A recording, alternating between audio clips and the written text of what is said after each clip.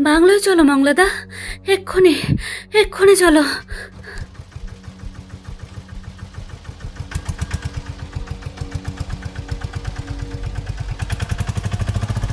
টেম্পোতে বসেই কেমন যেন চুপ করে গিয়েছিল মহুয়া, কোনো কথা বলছিল না। একটু আগেও তার এইরকম ভাব ছিল না। দীপাঞ্জনও একটু ঘাবড়ে গেল। গাড়িতে যেতে যেতে দীপান্বিতা একবার ঠেলা দিল মহুয়াকে, বলল, কি রে মৌ, চুপ করে গেলি যে? কিছু উত্তর করল না মহুয়া, শুধু একবার অদ্ভুত চোখে দীপান্বিতার দিকে চাইল। দীপান্বিতা খেয়াল করল মহুয়ার চোখটা লাল হয়ে আছে একটু।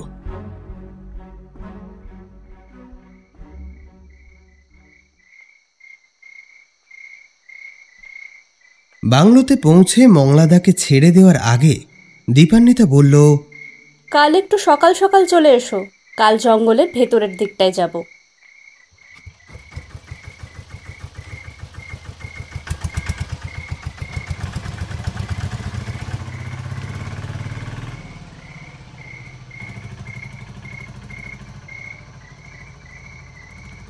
মংলাদা টেম্পো ঘুরিয়ে চলে যেতেই অন্ধকারটা ঘিরে ধরল ওদের।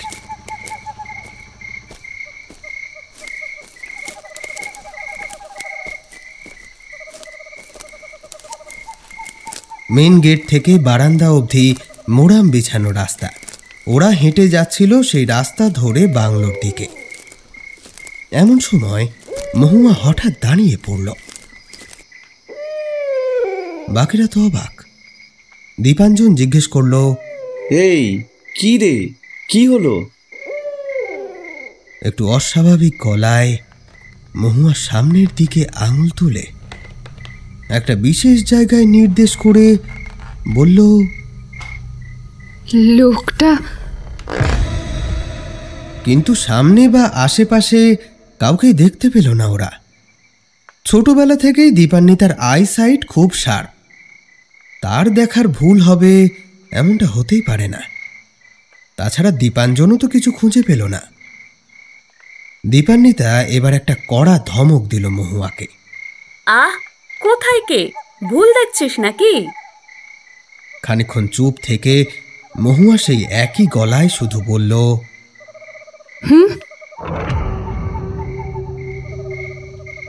ঘরে ঢুকে দীপান্বিতা গেল বাথরুমে ফ্রেশ হতে।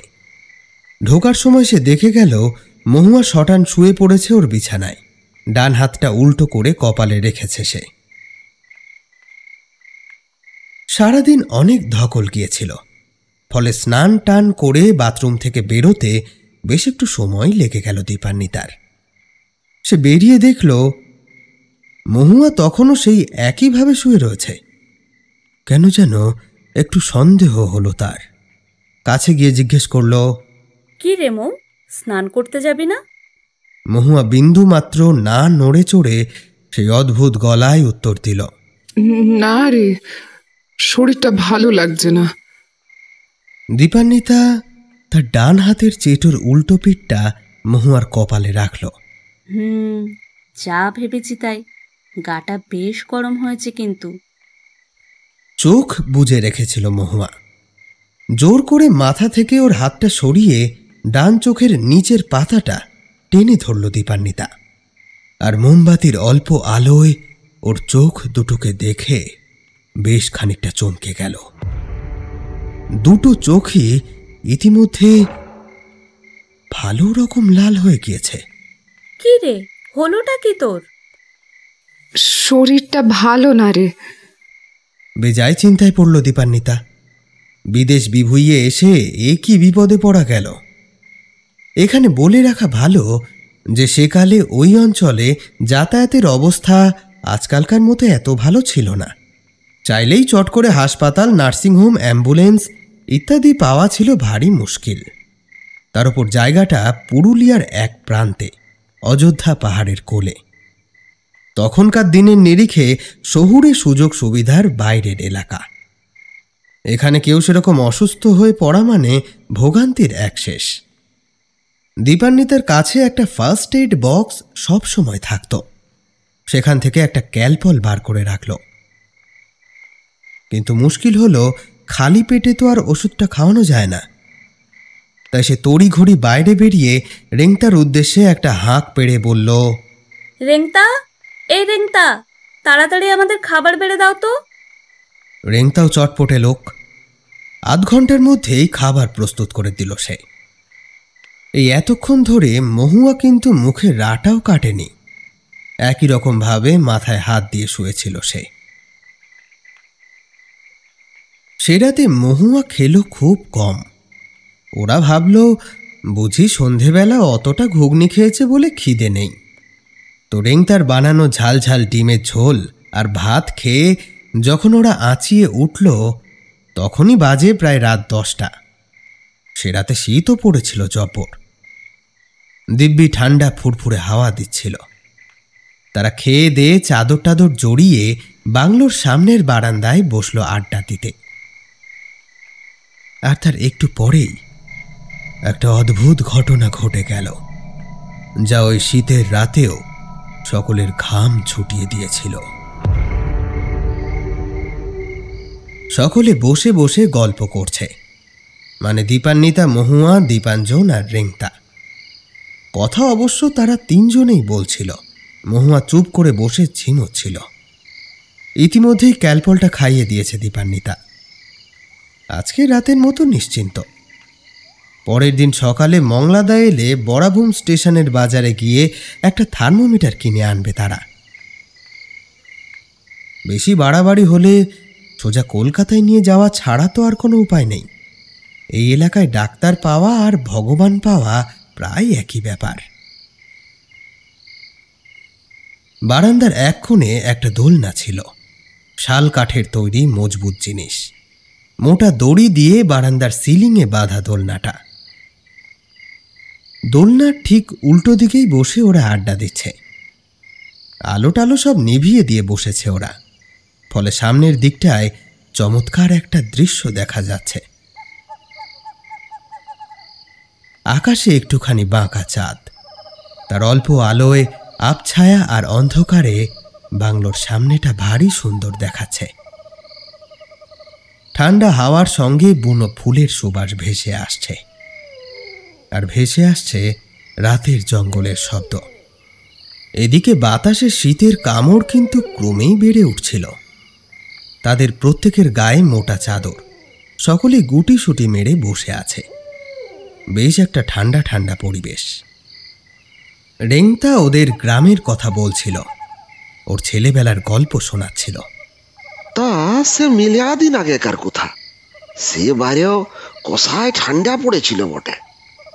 সেই সময়টাতে মুদের গ্রামে, বুঝলি কেন, একটা কাণ্ডি ঘটতে শুরু হলো। গ্রামে একটা দুটা করে মানুষ হারাইন যেতে লাগলো বটে। তারা বুধ হয়ে সেসব শুনছিল, কিন্তু মহুয়া একদিকে চুপচাপ বসেছিল। রেংতার বলা গল্পে তার যেন কোনো আগ্রহ নেই। এদিকে রেংতা বলে যাচ্ছে ওদের গ্রামের নিশিতে পাওয়া লোক, ডাইনি ইত্যাদি নানা ভয় ধরানো গল্প। মানুষগুলান রে নিশিতে টানি লিয়ে যায় বটে। নিশির ডাক্তার কারে কয় জানিস তো? কথা বলতে বলতে কি মনে হতেই একবার হঠাৎ করে চুপ করে গেল সে। ঘাড় ঘুরিয়ে তীক্ষ্ণ দৃষ্টিতে বাইরের মেইন গেটটার দিকে তাকালো। তার এইরকম আচরণে বাকিরাও অবাক হলো একটু।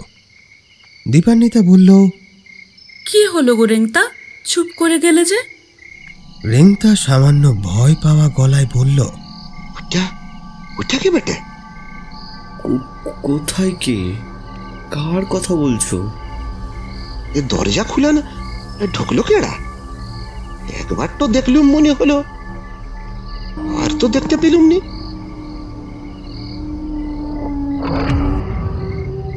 রাত বিরেতে বাংলোতে দরজা খুলে চোর ডাকাত ঢুকলে সেটা মোটেও ভালো কথা নয়। তাই সকলে মিলে তৎপর হয়ে উঠল। দীপান্বিতা আর দীপাঞ্জন ওই আলো আঁধারিতেই বেশ খানিকক্ষণ ধরে বাংলোর চারপাশটা ঘুরে দেখল। কই, কোথাও কেউ নেই তো।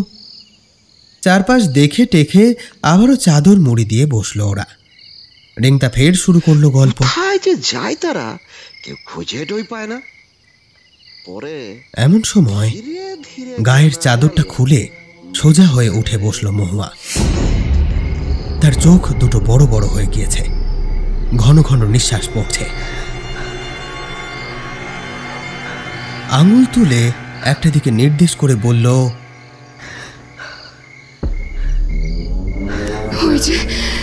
ওই যে লোকটা, ওই লোকটা।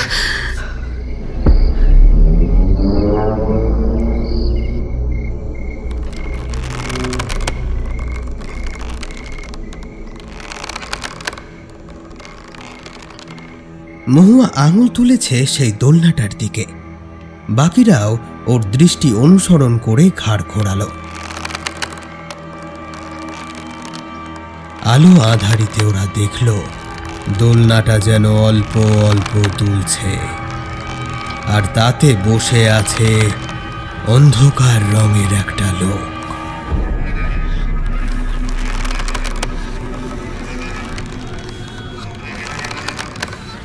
কতক্ষণ যে নির্নিমেষে ওভাবে তাকিয়েছিল জানে না দীপান্বিতা। হাতে পায়ে কোনো সাড় পাচ্ছিল না। তার মনে হচ্ছিল আশেপাশে যেন আর কোনো শব্দ নেই, কোনো আলো নেই।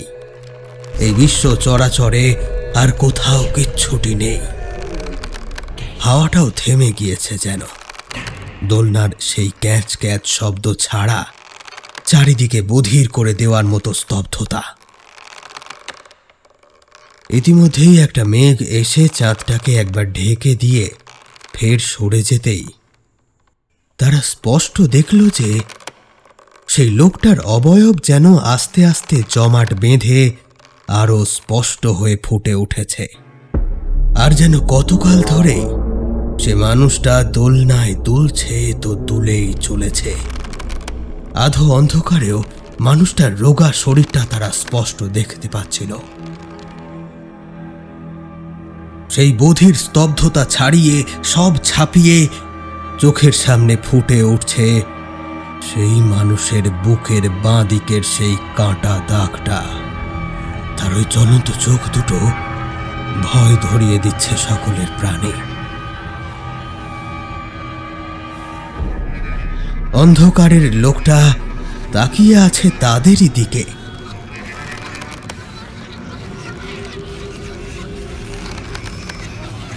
কয়েক মুহূর্ত সেভাবে কাটার পর দীপান্বিতার একটা ভুল ভাঙল।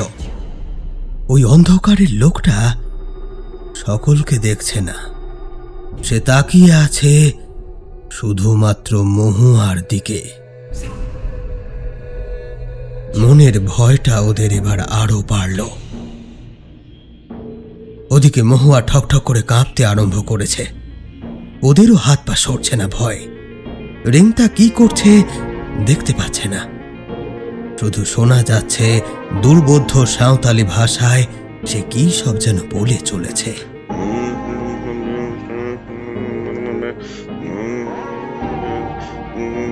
এক একটা মুহূর্ত মনে হচ্ছে যেন এক একটা যুগ। দোলনায় বসা লোকটা কিন্তু কিছু বলছে না, কিছু করছেও না। শুধু সেই শয়তানে হাসিটা সারা মুখে মাখিয়ে গনগনে কয়লার মতো লাল চোখ মেলে চেয়ে আছে মহুয়ার পানে। এমন সময় ভয়, আতঙ্ক, উদ্বেগ সবকিছুকে দূরে সরিয়ে উঠে দাঁড়ালো দীপাঞ্জন। সজোরে চেঁচিয়ে উঠল সে, এই এই কে তুই? কে তুই? এখানে এলি কি করে? তোর সাহস তো কম নয়। যা যা যা বলছি, এই যা। এই বলে তার ছেড়ে রাখা চপ্পলের একটা পাটি তুলে ধরল। সেটাকে বাগিয়ে ধরল ছায়া মানুষকে লক্ষ্য করে। এমন একটা ভাব যেন এবার সে সেটা ছুঁড়ে মারবে।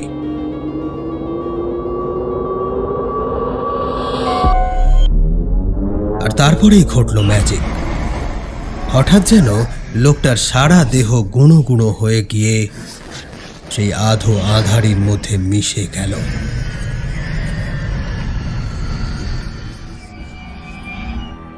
ঘটনাটা এত চকিতে ঘটল যে ওরা কিছু বুঝে ওঠার আগেই সবকিছু ফের আগের মতো যেন একটু আগে কিছুই ঘটেনি এখানে। মহুয়াও ধীরে ধীরে ঢলে পড়েছে দেওয়ালের গায়ে। দীপান্বিতা দৌড়ে গিয়ে তাকে তুলতে গেল, তবে গায়ে হাত ঠেকতেই দেখল তীব্র জ্বরে পুড়ে যাচ্ছে ওর গা। আর একটা অদ্ভুত ব্যাপার, ওর সারা দেহ জুড়ে কি একটা বিশ্রী গন্ধ যেন।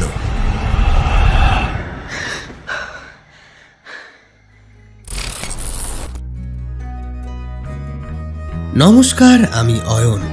গল্পকথায় আপনাদের সকলকে জানাই আরও একবার স্বাগত। আপনারা শুনছেন অভীক সরকারের কাহিনী কালিয়া মাসানের অন্তিম পর্ব। যারা প্রথম পর্বটি এখনো শোনেননি, দয়া করে ডেসক্রিপশন বক্স থেকে লিংক সংগ্রহ করে আগে প্রথম পর্বটি শুনবেন। চলুন তবে কথা না বাড়িয়ে এগোনো যাক গল্পের অন্তিম খণ্ডের দিকে। আপনারা শুনছেন অভীক সরকারের কাহিনী কালিয়া মাসান অন্তিম পর্ব।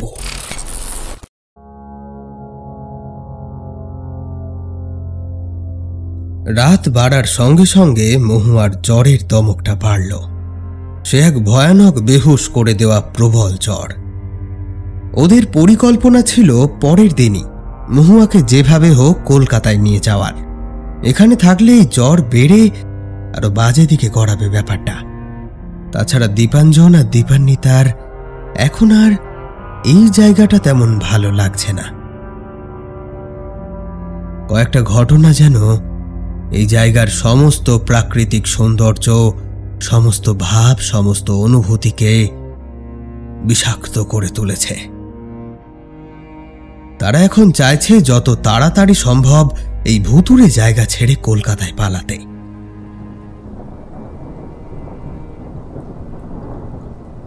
কিন্তু মানুষ ভাবে এক আর হয় আর এক। এখানেও হলো তাই। তাদের সমস্ত পরিকল্পনায় বাদ সাধলেন প্রকৃতি স্বয়ং। সেদিন মধ্যরাত থেকে নামল আকাশ পাতাল ভাসানো মুষলধার বৃষ্টি। সেই রাতের সেই ঘোর বৃষ্টি কেউ কখনো দেখেনি। বৃষ্টির চোটে অযোধ্যা পাহাড়টা যেন গলে মাটির সঙ্গে মিশে যাবে। সেই সঙ্গে একের পর এক বজ্রাঘাত।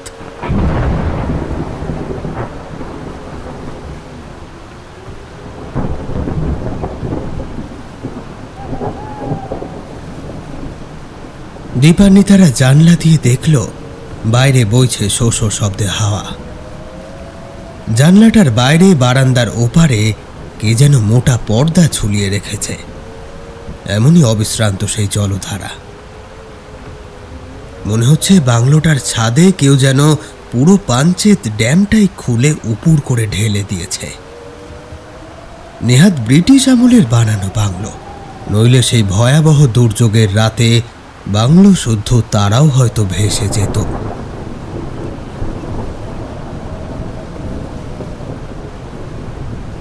তবে এই প্রবল দুর্যোগের থেকেও তাদেরকে বেশি আতঙ্কিত করে তুলেছিল মহুয়ার শারীরিক অবস্থা। প্রচণ্ড জ্বর আর অসম্ভব পেটে ব্যথায় মেয়েটা তখন কাটা পাঁঠার মতো ছটফট করছে। মাঝরাতে উঠে আরেকবার ক্যালপল দিয়েছিল দীপান্বিতা। তাতে সাময়িকভাবে জ্বর কমলেও পেট ব্যথার কোনো সুরাহা হওয়ার চিহ্ন মাত্র নেই। ঘুমাতেও পারছে না মেয়েটা। খানিকক্ষণ ঘুমোবার পরেই অস্ফুটে বলে উঠছে, ওই ওই এলো, ওই এলো, আমাদের ধরবে বলে এলো। ওই ওই সাদাদের সেপাইরা এলো। এমন অসংলগ্ন কথাবার্তা বলতে বলতে উদ্ভ্রান্তের মতো এদিক ওদিক চাইছে সে।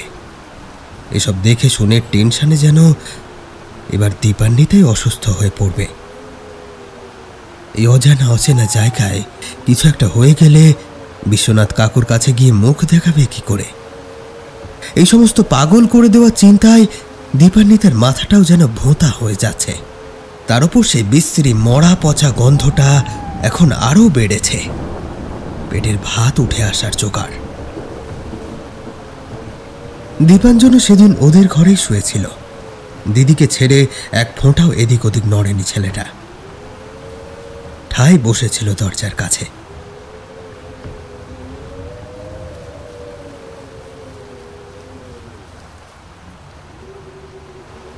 অনেক কষ্টে শেষ রাতের দিকে মহুয়াকে একবার ঘুম পাড়ানোর চেষ্টা করল দীপান্বিতা। খানিকক্ষণ চেষ্টার পর মহুয়া ঘুমিয়ে পড়েছে ভেবে দীপান্বিতা সবে বিছানায় কোমরটা একটু ঠেকিয়েছে, এমন সময় দেখে মহুয়া ঘুমিয়ে ঘুমিয়ে চিৎকার করছে। তবে এবার গলাটাও নিজের নয়, আর ভাষাটাও বাংলা নয়, বাংলা মেশানো সাঁওতালি ভাষা যেন।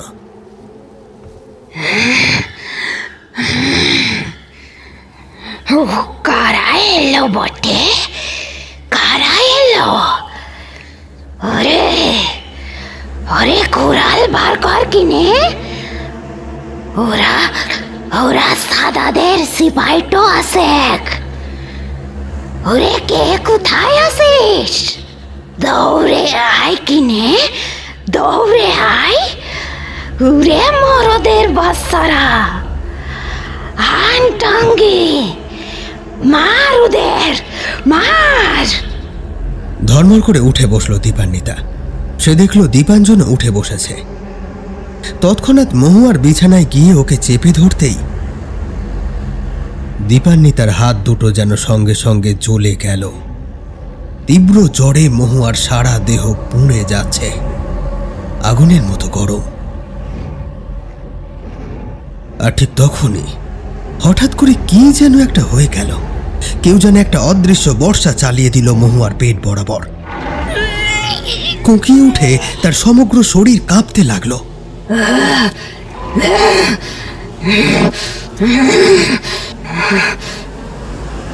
তারপরে হঠাৎ উল্টে গেল চোখের মণি দুটো। ক্রমেই দেহটা ধনুকের মতো বেঁকে গেল, মাথাটা অল্প পেছনের দিকে ঝোঁকানো। ড্যাব ড্যাব করে খোলা চোখ দুটো জুড়ে শুধু চোখের সাদা অংশটা। আর তার ঠিক পরপরে একটা ঘষা পুরুষালী গলায় রুদ্ধ স্বরে সাঁওতালি ভাষায় কি সব যেন বলতে শুরু করল মহুয়া।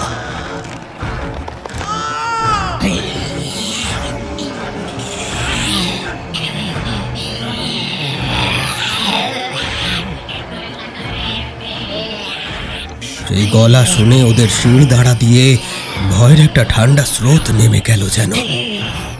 এ কোন মহুয়া? এই এতদিনের চেনা মেয়েটার শরীরে এ কার গলা?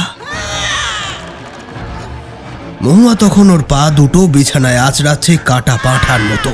সাপের মতো দীর্ঘ হাত আর পা দিয়ে জাপটে ধরছে দীপান্বিতাকে, আঁকড়ে ধরছে ওর চুল আর পিঠের জামা। নখগুলো ছুরির মতো বিঁধছে দীপান্বিতার সারা গায়ে। আর সেই ভয় লাগানো অজানা পুরুষালী গলায় সাঁওতালি ভাষায় কাকে যেন কিছু অভিশাপান্ত করে চলেছে সে।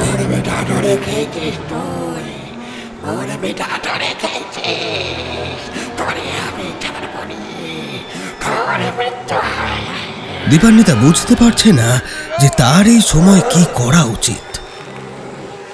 এমন সময় অসাধ্য সাধন করল দীপাঞ্জন। সে দৌড়ে এসে দীপান্বিতাকে এক ঝটকায় সরিয়ে দিয়ে নিজের দিদির উপর ঝাঁপিয়ে পড়ল। আর্তস্বরে চিৎকার করে উঠল ছেলেটি। দিদি, এই দিদি, এমন করিস না দিদি, এমন করিস না। আমার যে ভয় লাগে দিদি, আমার যে ভয় লাগে দিদি, এমন করিস না। আমি তো আছি দিদি, এমন করিস না। এই বলে দু হাত দিয়ে মহুয়ার শরীরটা ঝাঁকাতে থাকলো সে। এমন করিস না, এমন করিস না। কাঁদতে কাঁদতে জড়িয়ে ধরল তার একমাত্র সহোদরাকে। ভালোবাসার কি অপার মহিমা! আবারও একবার তার পরিচয় মিলল। মহুয়া চোখ দুটোকে একবার বন্ধ করে পুনরায় খুলল।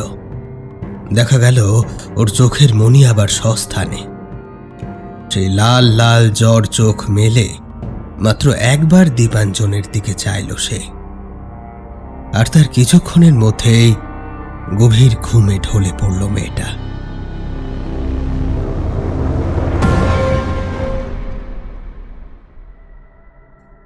পরের দিন ঘুম থেকে উঠে ওরা বুঝল যে আক্ষরিক অর্থেই অথই জলে পড়েছে তারা। কাল রাতের বৃষ্টিতে চারিদিক জলে থই থই করছে।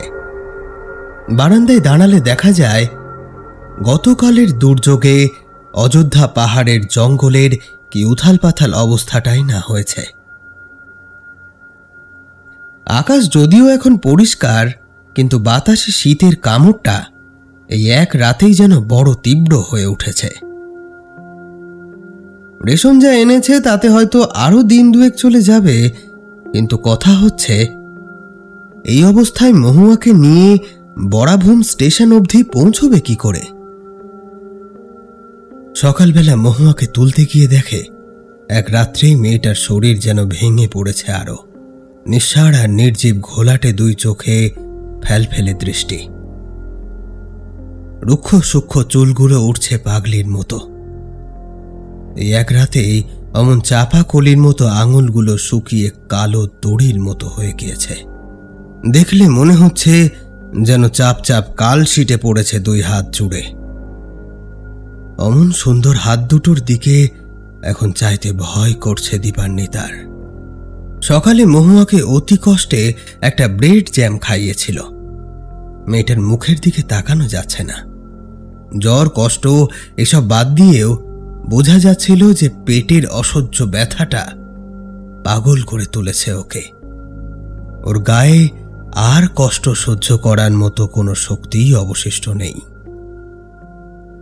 ওকে দেখে দীপান্বিতার থেকে থেকে যেন চোখ ফেটে জল আসছে। এখন তার শুধু মনে মনে প্রার্থনা করা ছাড়া আর কিছুই করার নেই। সেটাই করে চলল দীপান্বিতা। হে ঠাকুর, ভালোই ভালোই মেয়েটাকে কলকাতায় নিয়ে যেতে দাও।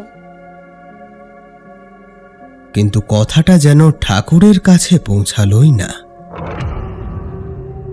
সকাল সকাল মংলাদা এসে হাজির। ওর মুখে শুনল ওরা। ও পথটাতে পইরে আছে গাছের বড় বড় ডালপালা, মরা কুকুর, বেড়াল আর পাখির ছানাটাও ছিল বটে। ওসব সরায়ে অনেক কষ্টে আজ আসতে পেরেছি। এদিক পানে এরম চষা বর্ষা টোলাকি মেলা দিন কেউ দেখেলাই। গায়ের দিকে অবস্থাটো আরো খারাপ হইছে। অনেক ঘরের মাটির দেওয়ালটো ধসি পড়িছে, মারা গিয়েছে সে অনেক হাঁস, মুরগি, ছাগল। সাপের কাটায়ও মরছে দিগুর বেটাটো। গাছের টালটো মাথায় পড়েও মেলা মানুষটো।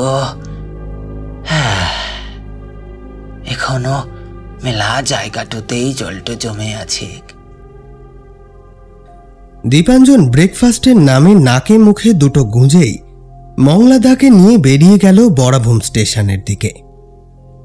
উদ্দেশ্য কলকাতাগামী যে কোনো ট্রেনের 3টে টিকিট কাটার। কিন্তু বেলা 11:30 নাগাদ যখন ওরা ফিরে এলো, তখন ওদের মুখেই জানা গেল আসলে পরিস্থিতি যতটা ভেবেছিল তার থেকেও অনেক বেশি খারাপ। কাল রাতের প্রবল বৃষ্টিতে অনেক জায়গায় লাইনের ওপর জল জমে আছে। ট্রেন চলাচল আপাতত বন্ধ। অনেক ট্রেন বিভিন্ন স্টেশনে দাঁড়িয়েও আছে। তবে আশা করা যাচ্ছে বিকেলের দিকে জল নেমে গেলে ট্রেন চলাচল আবার স্বাভাবিক হবে। তবে সেই কথারও কোনো নিশ্চয়তা নেই। কোনো রকম কাজ চলার মতো ফার্স্ট এড আর বড়াভূম স্টেশনের মেডিসিন স্টোর থেকে সাধারণ কিছু ওষুধ কিনে আনতে পেরেছিল ওরা। তাই দিয়ে মেয়েটার কতটুকুই বা চিকিৎসা করা যায়। এখন তার যা অবস্থা, হাসপাতালের দ্বারস্থ না হলে অনেক ক্ষতি হয়ে যেতে পারে। স্থানীয় স্বাস্থ্য কেন্দ্রটা এখান থেকে বেশ খানিকটা দূর। তার উপর সেখানে কিরকম কি চিকিৎসা পাওয়া যাবে তারও কোনো ঠিক ঠিকানা নেই। ফলে ট্রেনের জন্য বুকে পাথর বেঁধে অপেক্ষা করা ছাড়া আর কোনো উপায় নেই। যত বেলা বাড়তে থাকলো, মহুয়ার অবস্থা ততই খারাপ হতে থাকলো। দুপুর নাগাদ তো মনে হলো এই যাত্রায় বোধহয় মেয়েটাকে আর বাঁচানো গেল না। 103 ডিগ্রি জ্বর আর অসহ্য পেট ব্যথার সঙ্গে শুরু হলো রক্ত বমি। আর সে কি ভয়ানক রক্ত বমি! মনে হলো মেয়েটার পেটের মধ্যে থেকে যেন থকথকে কাদার মতো কালো রক্ত উঠে আসছে ঝলকে ঝলকে। যেমন বিভৎস তার রং, তেমনি উৎকট তার দুর্গন্ধ। পেটের নাড়ি ভুড়ি উঠে আসার জোগাড়। ওকে সামলাতে গিয়ে দীপান্বিতারই বমি হলো বার দুয়েক। বমি টমি করে আরো নেতিয়ে গেল মেয়েটা। দীপান্বিতা এবার ওকে একটা ব্যথার ওষুধ দিল, সেটা খেয়ে একটু ঘুমানোর চেষ্টা করল। দীপান্বিতা আর দীপাঞ্জন দুজনেই কাহিল। তারা সামনের বারান্দায় বসে আলোচনা করছে যে কখন ট্রেন চলাচল শুরু হবে, আর চালু হলেই বা মেয়েটাকে স্টেশন অবধি নিয়ে যাবে কি করে। নানা রকম দুশ্চিন্তায় তাদের মাথার মধ্যে যখন জট পাকিয়ে গিয়েছে, এমন সময় শোনা গেল গেটের বাইরে একটা টেম্পোর হর্ন। তড়াক করে লাফিয়ে উঠল দুইজনে।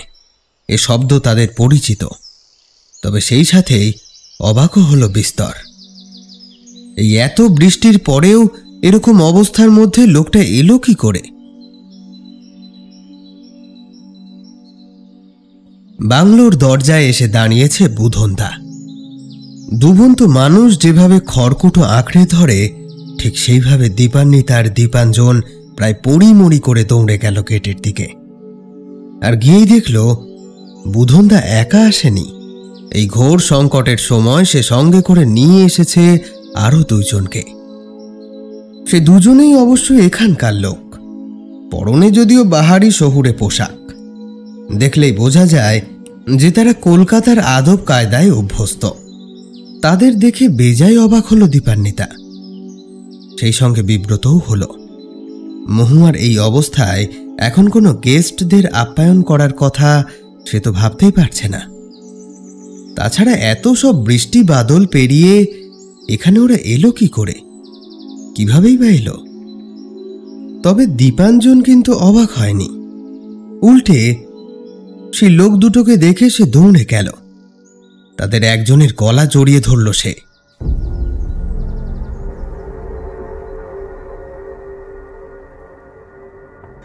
খুব সিভিয়ার ইনফেকশন, শরীরের অবস্থা ভালো নয়। পিটার ওর সঙ্গে থাকা কিট থেকে যন্ত্রপাতি বার করে অনেক কষ্টে কিছু পরীক্ষা নিরীক্ষা চালাচ্ছে।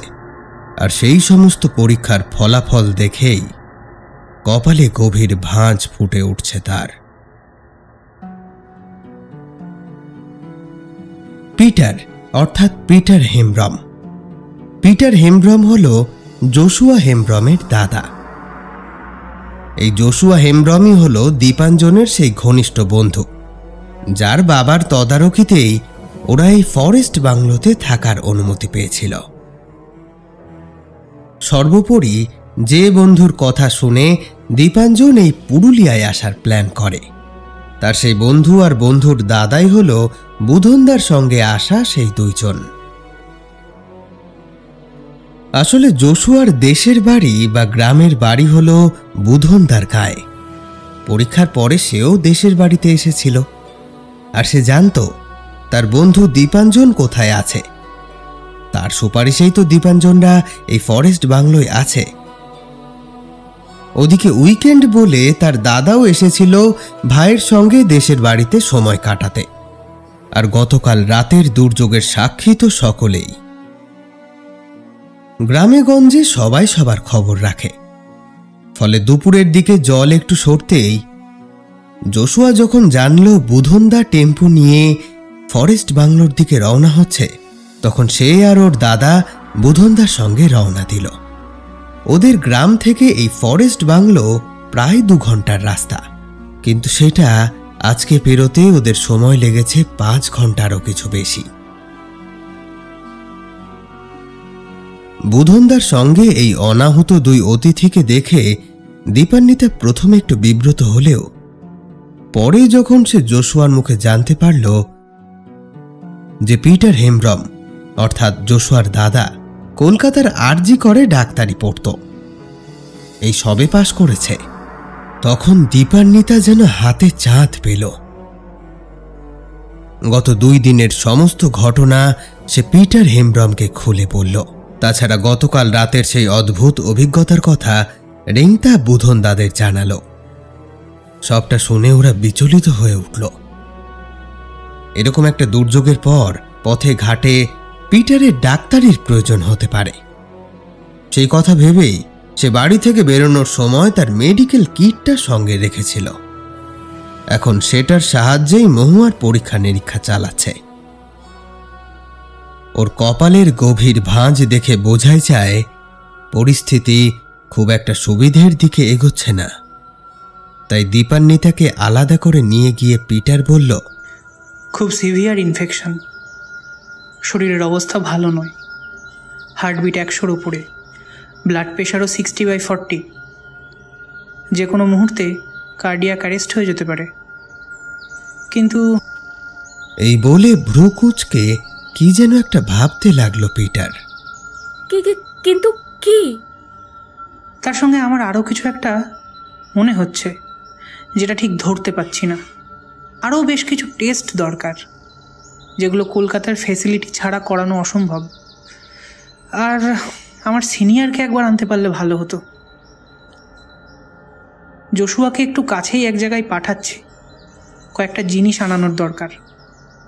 আমার যেন কেমন অন্য একটা সন্দেহ হচ্ছে। দীপাঞ্জনও কখন যেন তাদের পিছনে এসে দাঁড়িয়েছে।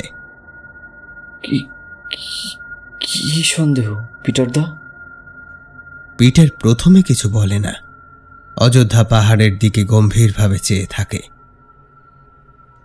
এক মুহূর্ত থমকে থেকে তারপর বলে, জানি না কথাটা আপনাদের বলা ঠিক হচ্ছে কিনা। আপনারা শহুরে লোক, আধুনিক শিক্ষায় শিক্ষিত, আমিও যদিও তাই। কলকাতা শহরে ডাক্তারি পড়েছি, নিজেকে অশিক্ষিত বলি কি করে। কিন্তু আমার মতে এখন এখানে এমন কিছু একটা ঘটছে, যেটাকে আমাদের চেনা জানা জগতের বাইরের ঘটনা ছাড়া এক্সপ্লেন করা যায় না। জানি এই কথাটা শুনে হয়তো আপনারা আমাকে অশিক্ষিত গাইয়া ভূত ভাববেন, আর সেটাই স্বাভাবিক। কিন্তু আমার দৃঢ় বিশ্বাস এটা বোধহয় আমাদের চেনা পৃথিবীর জাগতিক নিয়মকানুনের বাইরের অতিলৌকিক কিছু একটা ব্যাপার। কোনো ইনফেকশন সে যতই মারাত্মক হোক না কেন, একদিনের মধ্যে রোগীকে এই অবস্থায় নিয়ে আসতে পারে না। আরও অনেক টেকনিক্যাল টার্ম বলতে পারি, যেগুলো বললে হয়তো আপনারা বুঝবেন না। তারা কিন্তু যা ইঙ্গিত করছে তাতে আমার বিশ্বাসটা বদ্ধমূল হচ্ছে। তুমি ঠিক কি বলতে চাইছো সেটা একটু খুলে বলবে পিটারদা? দেখ ভাই, সোজা কথা বলছি। আমার মনে হচ্ছে তোর দিদির যা অবস্থা দেখছি, তাতে এটা কোনো স্বাভাবিক ইনফেকশন বা সেই রকম কিছু ভাবতেও আমার অসুবিধা আছে। কয়েক ঘন্টার মধ্যে বেশ কিছু প্যারামিটার এতটাই নেমে গেছে যে কারেন্ট মেডিকেল সায়েন্স দিয়ে সেসব এক্সপ্লেন করা যাচ্ছে না। আমার কাছে এখন চ্যালেঞ্জ নেক্সট 3 থেকে 4 ঘন্টার মধ্যে একে অন্তত কলকাতা যাওয়ার মতন সুস্থ করে তোলা। না হলে যে রেটে ভাইটাল সাইনগুলো ফল করছে, তাতে এই রাতটা কাটা মুশকিল। আমার বিদ্যায় এমন কোনো ওষুধ নেই যা এই অসাধ্য সাধন করতে পারে। এক যদি না। দীপান্বিতার বুকের ভিতরটা ঠান্ডা হয়ে গিয়েছিল। সেই অবস্থাতে সে জিজ্ঞেস করল, এক যদি না কি পিটারদা? দীপান্বিতা আর দীপাঞ্জনের দিকে একবার বড় বড় করে চোখ মেলে তাকালো। তারপর গলাটা খানিকটা নিচু করে পিটার বলল, একটা শেষ চেষ্টা করে দেখছি দীপান্বিতা, জানি না সফল হব কিনা। কি চেষ্টা পিটারদা? আমাদের পরিবারে কিছু আদিম চিকিৎসা পদ্ধতির প্রচলন আছে, বুঝলে। এইসব চিকিৎসা পদ্ধতি বেশ কয়েক হাজার বছরের পুরনো। বংশানুক্রমিকভাবে এইসব গুপ্তবিদ্যা আমাদের ফ্যামিলিতে চলে আসছে। আমি জেনেছি আমার বাবার কাছ থেকে, তিনি জেনেছিলেন তাঁর বাবার কাছ থেকে। বাড়ির ছেলেরাই একমাত্র এই জ্ঞানের ন্যায্য অধিকারী হয়। এই চিকিৎসা পদ্ধতির মধ্যে আছে বেশ কিছু মন্ত্র আর ওষুধ। সব ওষুধই হার্বাল, মানে এই জঙ্গলে পাওয়া যায় এমন লতা পাতা দিয়ে তৈরি। জানি তোমরা শুনলে হয়তো নাক সিটকবে, আমাকে গেয়েও ভূত ঠাউরাবে। কিন্তু ছোটবেলায় আমার বাবাকে দেখেছি এইসব ওষুধপাতি দিয়ে অবিশ্বাস্য সব ভেলকি দেখাতে। শ্মশানের পথে রওনা দেবে করছে এমন লোককেও দেখেছি বাবার দেয়া ওষুধ 2 ফোঁটা খেয়ে উঠে বসতে। কিছু কিছু বিষ কাটানের ওষুধ আর মন্ত্রতন্ত্র আমার বাবা আমাকে শিখিয়ে গেছিলেন। আজ তারই মধ্যে সবচেয়ে সাংঘাতিক, সবচেয়ে জটিল যে ওষুধটি, তারই জিনিসপত্র আনতে পাঠিয়েছি জশুয়াকে। যদি আমার ছোটবেলার শেখা বিদ্যা একেবারে ব্যর্থ না হয়ে থাকে, তবে আশা করি অন্তত কয়েক ঘন্টা এনাকে আমি বাঁচিয়ে রাখতে পারব, সে যত বড় বিষক্রিয়াই হোক না কেন। পিটারের গলার স্বর বেজায় গম্ভীর শোনাচ্ছিল। সবকিছু ফের যেন গুলিয়ে যাচ্ছে দীপান্বিতার। কে কোথাকার ডাক্তার, কার্যগতিকে এখানে এসে সে উপস্থিত হয়েছে। তার মুখে এসব হাজার বছরের পুরনো কোন বিষ কাটান ওষুধের কথা শুনছে সে। এসব টুকটাক বিষয়ে দীপান্বিতার কোনোদিনই তেমন আগ্রহ ছিল না, বলা ভালো বিশ্বাসও ছিল না। কিন্তু এই মুহূর্তে তার কি করা উচিত একদমই বুঝে উঠতে পারছে না সে। ব্যাপারটা ঠিক করে বোঝার আগেই রেংতা আর মংলাদা এসে দীপান্বিতাকে বারান্দার এক কোণে টেনে নিয়ে গেল। ওদের দুই চোখ দেখেই সে বুঝল দুজনে কিছু একটা পরিকল্পনা করেছে। দুজনেরই গম্ভীর মুখে খেলা করে বেড়াচ্ছে একটা চাপা উত্তেজনা। ওদের কথা শুনে বোঝা গেল যে গতকাল রাতে বারান্দায় সেই ভয়াবহ আবির্ভাবটির ব্যাপারে রেংতা মংলাদাকে যথেষ্ট ভালোভাবেই অবহিত করেছে। তার সঙ্গে অতর্কিতভাবে মহুয়ার এতটা শরীর খারাপ হওয়াটা ওরা ঠিক স্বাভাবিকভাবে মেনে নিতে পারছে না। ওদের মতে এসব ঘটনা সাধারণ কোনো ঘটনা নয়, এর পেছনে নাকি তারা আছেন। দীপান্বিতা না পেরে জিজ্ঞেস করে, তারা কারা? একে দেও বঙ্গা ওয়ারা রাগলে পরে এইরকম অলক্ষণে কাণ্ডটা ঘটায় গো। তখন ভালো মানুষগুলাদেরও কষ্ট সইতে হয়। দুহাই দিদি, মোদের কথাটা শুন কিনে তুই একটু বার ভৈরবী মায়ের স্থানে চল বটে। মোদির এত কষ্ট আর দেখা যাচ্ছে না গো। একটু বার মোদের কথাটা শুন দিদি, যদি ভালো হয়। ক্ষতি তো কিছু হয়েছে না গো। ওইরকম একটা পরিস্থিতিতে অযোধ্যা পাহাড়ের জঙ্গল ঘেঁষা সেই পুরনো ব্রিটিশ আমলের বাংলোর বারান্দায় দাঁড়িয়ে দীপান্বিতার মাথাটা কেমন যেন গুলিয়ে গেল। ঠিক করে কাজ করছে না তার মাথা। যুক্তি, তর্ক, বিশ্বাস সবকিছু যেন ওলট পালট হয়ে যাচ্ছে মনের মধ্যে। এ কদিনে তার যুক্তিবাদী মনের যুক্তিতে যে কিছুই চলছে না সেটা তো সে বুঝতেই পারছে। আর আজকে এই দুটো লোকের কথা শুনে কেন যেন তার মনে হচ্ছিল তারা যা বলছে তা সত্যি হলেও হতে পারে। তাই ক্ষীণ কণ্ঠে সে বলল, কার কথা যেন বললে? কোন মা না কি যেন? ওখানে গেলে কোনো সুরা হতে পারে বলছো? দুজনেই যেন একটু শিউরে উঠল কথাটা শুনে। মংলাদা তো হাত দুটো নমস্কারের ভঙ্গিতে বার কত কপালে ঠেকিয়ে নিল। রেংতা বলল, অমন বলো না গো দিদি, ভৈরবী মা সাক্ষাৎ দেবী মা আছে গো। ভূত, পিরেত, দত্তি, দানো সবাই মায়ের আঁচলে বাঁধা থাকে। নইলে গেল মাসে বলরাম মাহাতোর প্রায় মরে যাওয়া পিটিটারে সেইরে তুলা কি যার তার কম্ম গো দিদি। বুধনদাও সেখানে এসে হাজির হয়েছিল। এবার সে বলল, ই ভৈরবী মা তান্ত্রিক বা তন্ত্রবিদ কোনো সাধিকা হবে বুটিয়া। বেশি দিন হলো এখানে আসতে ক্লায়, কিন্তু এরই ভিতরে বড় নাম ডাক করে নেছে। স্থানীয়রা উহাকে দেবী মা বলেই ভাবে বটে।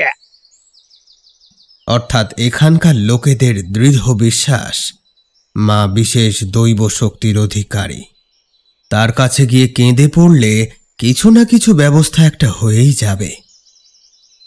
খানিকক্ষণ ভেবে দীপান্বিতা জিজ্ঞেস করল, কোথায় যেতে হবে? কত দূরে? সে তখনও ভাবছিল যাওয়াটা ঠিক হবে কিনা, গেলে কি আদেও কোনো লাভ হবে। এতকাল তো সেই সব বিষয়ে কোনো বিশ্বাস রাখত না, আর আজ হঠাৎ পরিস্থিতি তাকে এমন পর্যায়ে এনে দাঁড় করিয়েছে যে এসবের শরণাপন্ন হওয়া ছাড়া আর কোনো উপায় নেই। অন্যমনস্ক হয়ে একবার ঘরের দরজায় গিয়ে দাঁড়ালো দীপান্বিতা, আর সঙ্গে সঙ্গে চোখে পড়ল বিছানার সঙ্গে মিশে যাওয়া মহুয়ার শরীরটা। তার মুখের দিকে তাকিয়ে বুকটা হু হু করে উঠল দীপান্বিতার।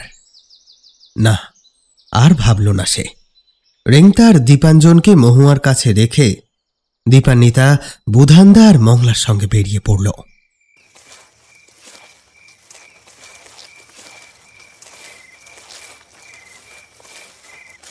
সেই মায়ের থানে গিয়ে যখন পৌঁছল ওরা, তখন ঘোর সন্ধে।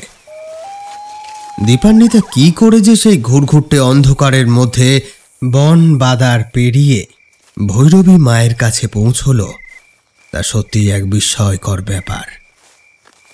আসলে ঘোর বিপদের মুখে মানুষ এমন সব কাজ করে ফেলতে পারে যেটা হয়তো স্বাভাবিক অবস্থায় করার কথা চিন্তাই করতে পারে না। অবশ্য বুধান্দা মংলাদার এখানে বড় ভূমিকা আছে। তারা না থাকলে সে জায়গায় কিছুতেই পৌঁছানো যেত না। ওরা জঙ্গলের লোক, হাতের তালুর মতো চেনে জঙ্গলটাকে।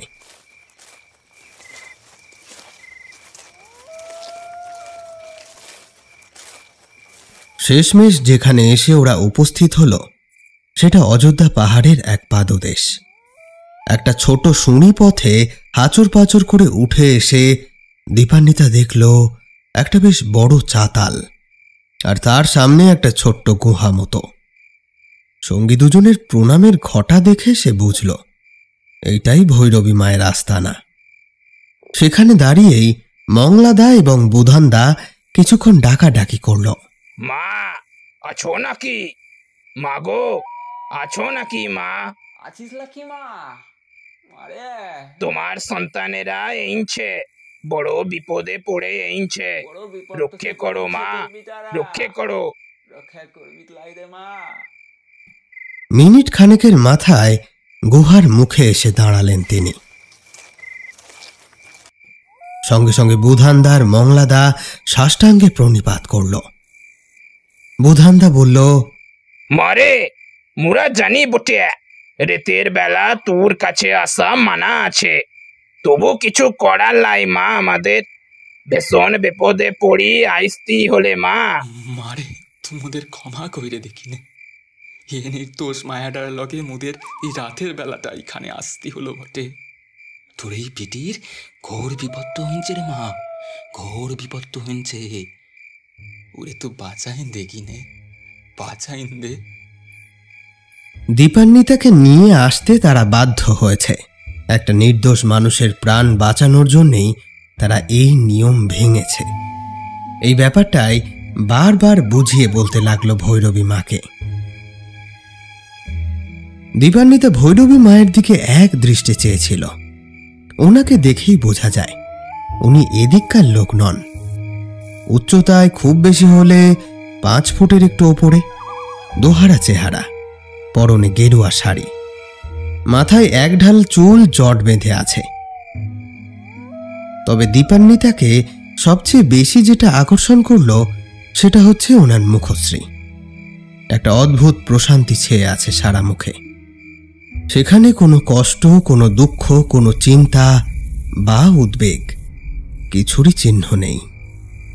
ও মুখ দেখলেই বুকের ভেতরটা কেমন যেন ঠান্ডা হয়ে যায়।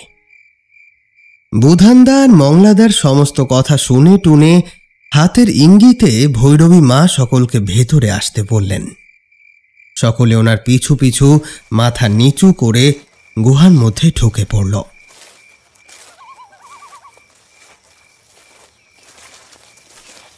গুহার ভেতরে গিয়ে দেখল তেমন সরঞ্জাম কিছুই নেই।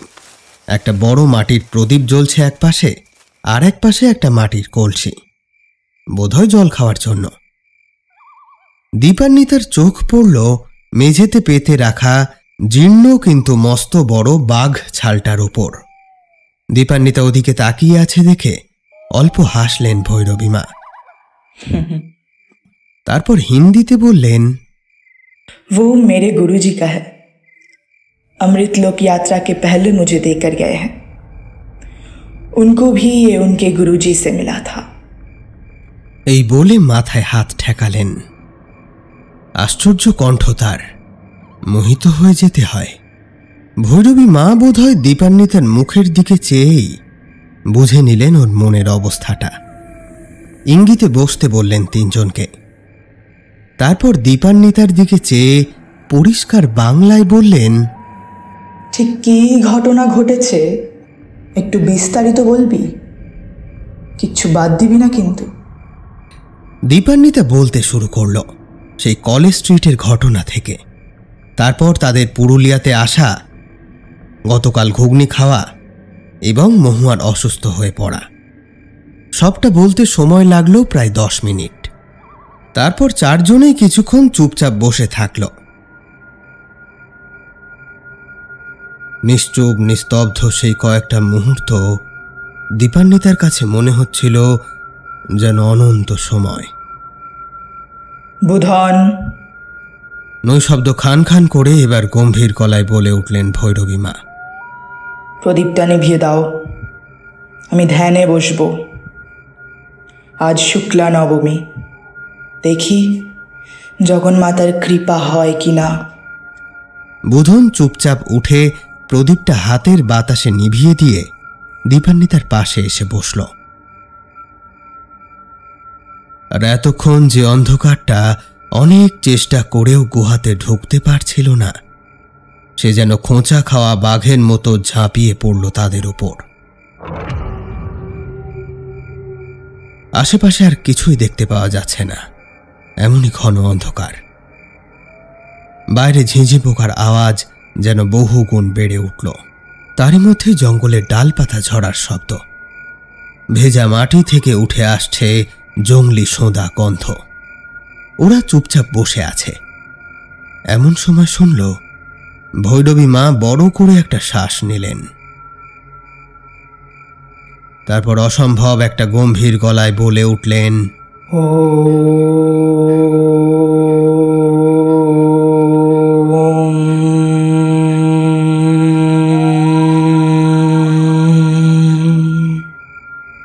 আর তারপরেই সামনের দৃশ্যটা দেখে দীপান্বিতার নিঃশ্বাস প্রায় বন্ধ হয়ে গেল।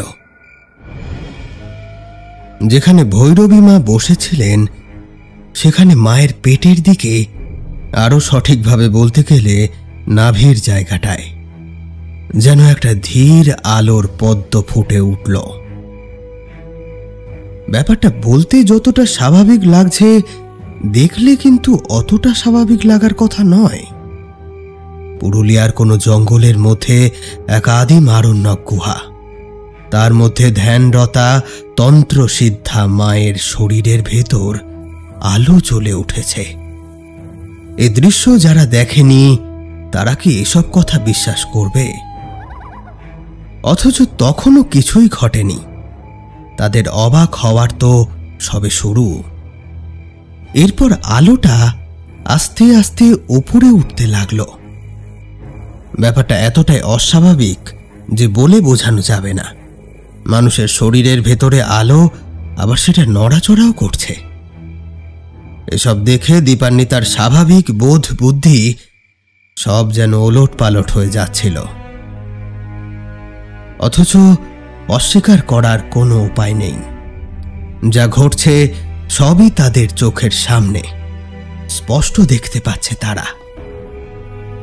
তবে যেটা দেখে সত্যিই দীপান্বিতার মাথা খারাপ হওয়ার জোগাড় হলো, সেটা হচ্ছে আলোর সেই পদ্মটা যে পথ ধরে উপরে উঠছে, সেই পথটা স্পষ্ট বুঝতে পারছে যে পথটা ওর খুব চেনা, কিন্তু নিজেকে কিছুতেই সেটা বিশ্বাস করাতে পারছে না। ওটা কোনো পথ নয়, ওটা মানুষের শরীরের একটা অংশ। ওটাকে বলে মেরুদণ্ড, শিরদাঁড়া। ওই আলোর ফুলটা ভৈরবী মায়ের শিরদাঁড়া বেয়ে বেয়ে ওপরে উঠছে, ঠিক সাপের মতন। ওরা নিস্তব্ধ নির্বাক হয়ে বসে আছে। পেছন থেকে মংলাদা বা বুধানদা কোনো একজনের দাঁতে দাঁত লেগে যাওয়ার খটখট শব্দ কানে আসছে। দীপান্বিতার চোখের পলক পড়ছে না। কোনোদিনও যে এরকম দৃশ্য সে দেখতে পাবে সে তো স্বপ্নেও ভাবতে পারেনি।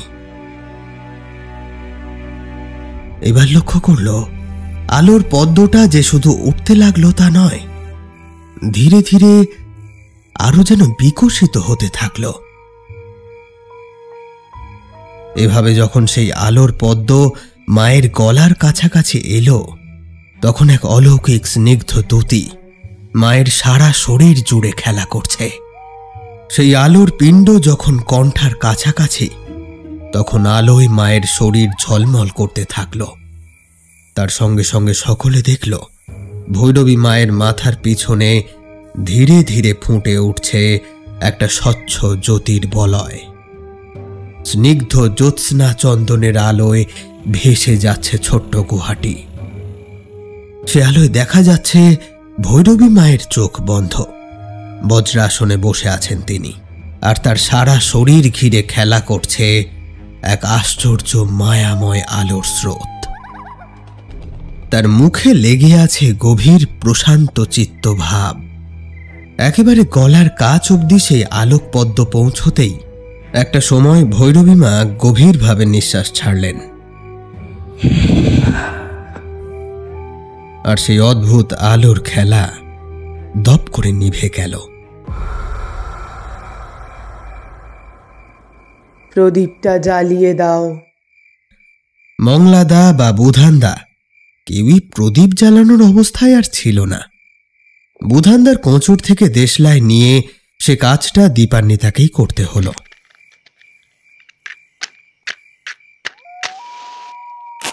প্রদীপ জ্বলে উঠলেই দেখা গেল মায়ের মুখটা গম্ভীরভাবে ভ্রুকুটি কুটিল হয়ে আছে। মাথা নিচু করে খানিকক্ষণ কি যেন ভাবলেন তিনি। তারপর মেরুদণ্ড টান টান করে সোজা হয়ে বসলেন। দীপান্বিতার দিকে চেয়ে বলতে শুরু করলেন, শোন রে মেয়ে, তোর বন্ধুর ওপরে কেউ তুক করেছে, আর করেছে খুব বড় কোনো গুণিন বা গুণিনেরা। এমনকি ডাকিনী বিদ্যায় পারদর্শী কেউ হলেও অবাক হব না, এতই ভয়ঙ্কর সেই কালো জাদু। মারণ উচাটন বুঝিস? ও দুটো বিষয়ে কিছু কিছু জানা ছিল দীপান্বিতার, তাই নিজের অজান্তেই ঘাড় নাড়ল সে। তবে শুনে রাখ যে বিষ এই মুহূর্তে তোর বন্ধুর শরীরে কাল কেউটের মতো বাসা বেঁধে আছে, তার থেকে জটিলতম, বিভৎসতম, অব্যর্থতম মৃত্যুবান আর নেই। ভৈরবী মায়ের গম্ভীর গলায় যেন গম গম করতে লাগলো গুহাটা। অনেক শোকতাপ পেয়ে তবেই এই তুক করার রাস্তা বেছেছে কেউ। মনের মধ্যে জ্বলতে থাকা দহন জ্বালা যখন সহ্যের অতীত হয়ে যায়, তখন তার থেকে মানুষের চিন্তায় ভয়ঙ্কর বিষ উৎপন্ন হয়। তার পাপ পুণ্য ভালো মন্দের জ্ঞান লুপ্ত হয়ে যায়। এত দুঃখ কষ্ট জ্বালা পেরিয়ে এই মহাবিশ্বের উৎপত্তি। তাই এর কোনো প্রতিষেধক নেই বললেই চলে। কি সেই বিষ মা? ফিসফিস করে দুটো শব্দ উচ্চারণ করলেন ভৈরবী মা। কালিয়া মাসান।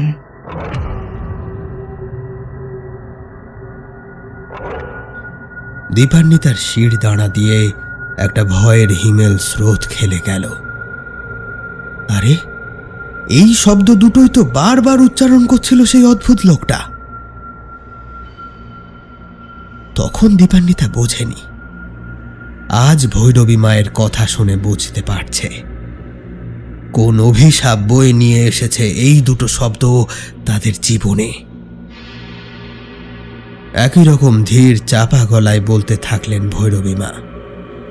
অকালে অপঘাতে মৃত কোনো শব দাহ করার পর তার যে ছাই পড়ে থাকে, সেটাই হচ্ছে কালিয়া মাসানের মূল উপাদান। সেই ছাই যদি বিশেষ তান্ত্রিক প্রক্রিয়ায় শোধিত করা যায়, তবেই তা হয়ে দাঁড়ায় অবদ্ধতম মৃত্যুবান। যাকে মারতে হবে, কোনো উপায়ে তাকে একবার খাইয়ে দিতে হবে সেই ছাই।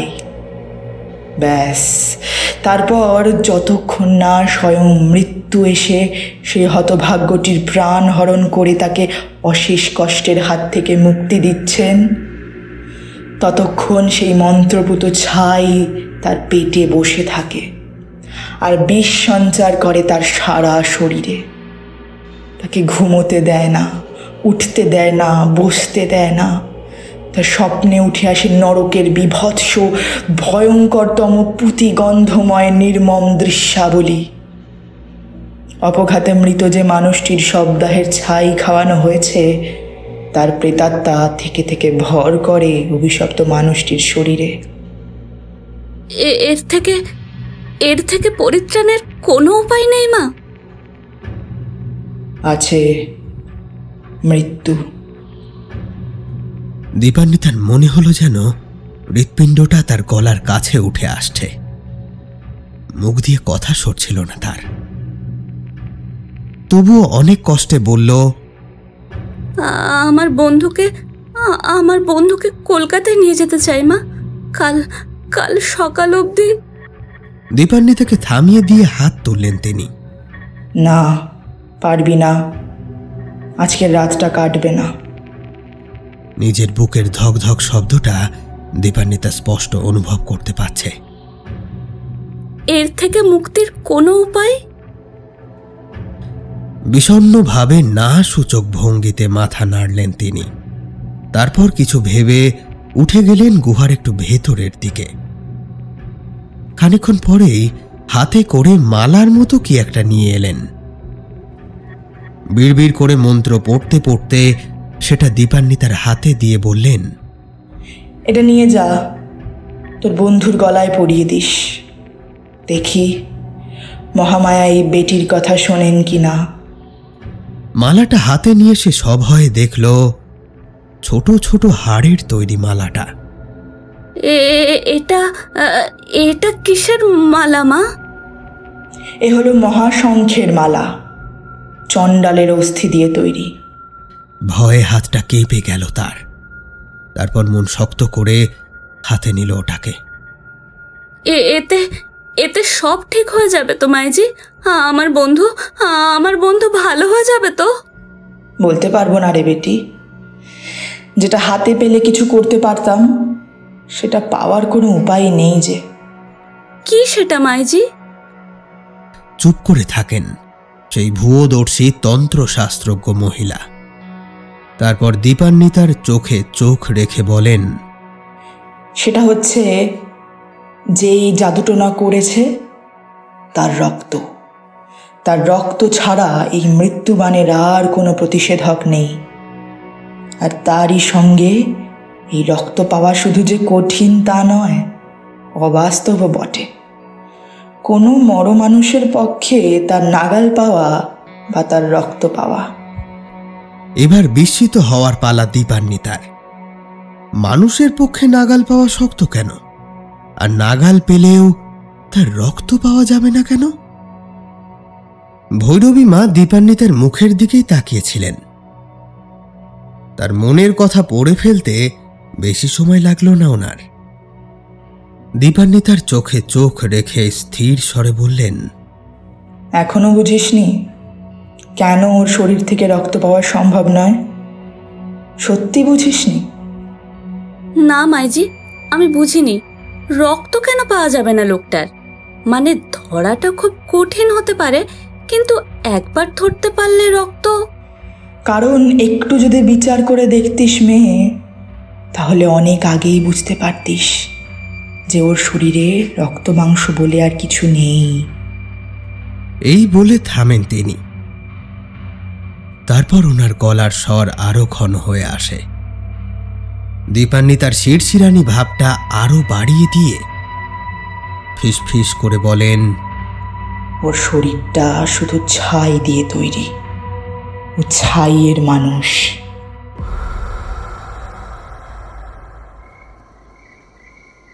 ভৈরবী মাকে প্রণাম করে সেই মহাশঙ্খের মালা নিয়ে ওরা যখন বাংলোয় পৌঁছায়, মহুয়ার অবস্থা তখন আরো শোচনীয় হয়েছে।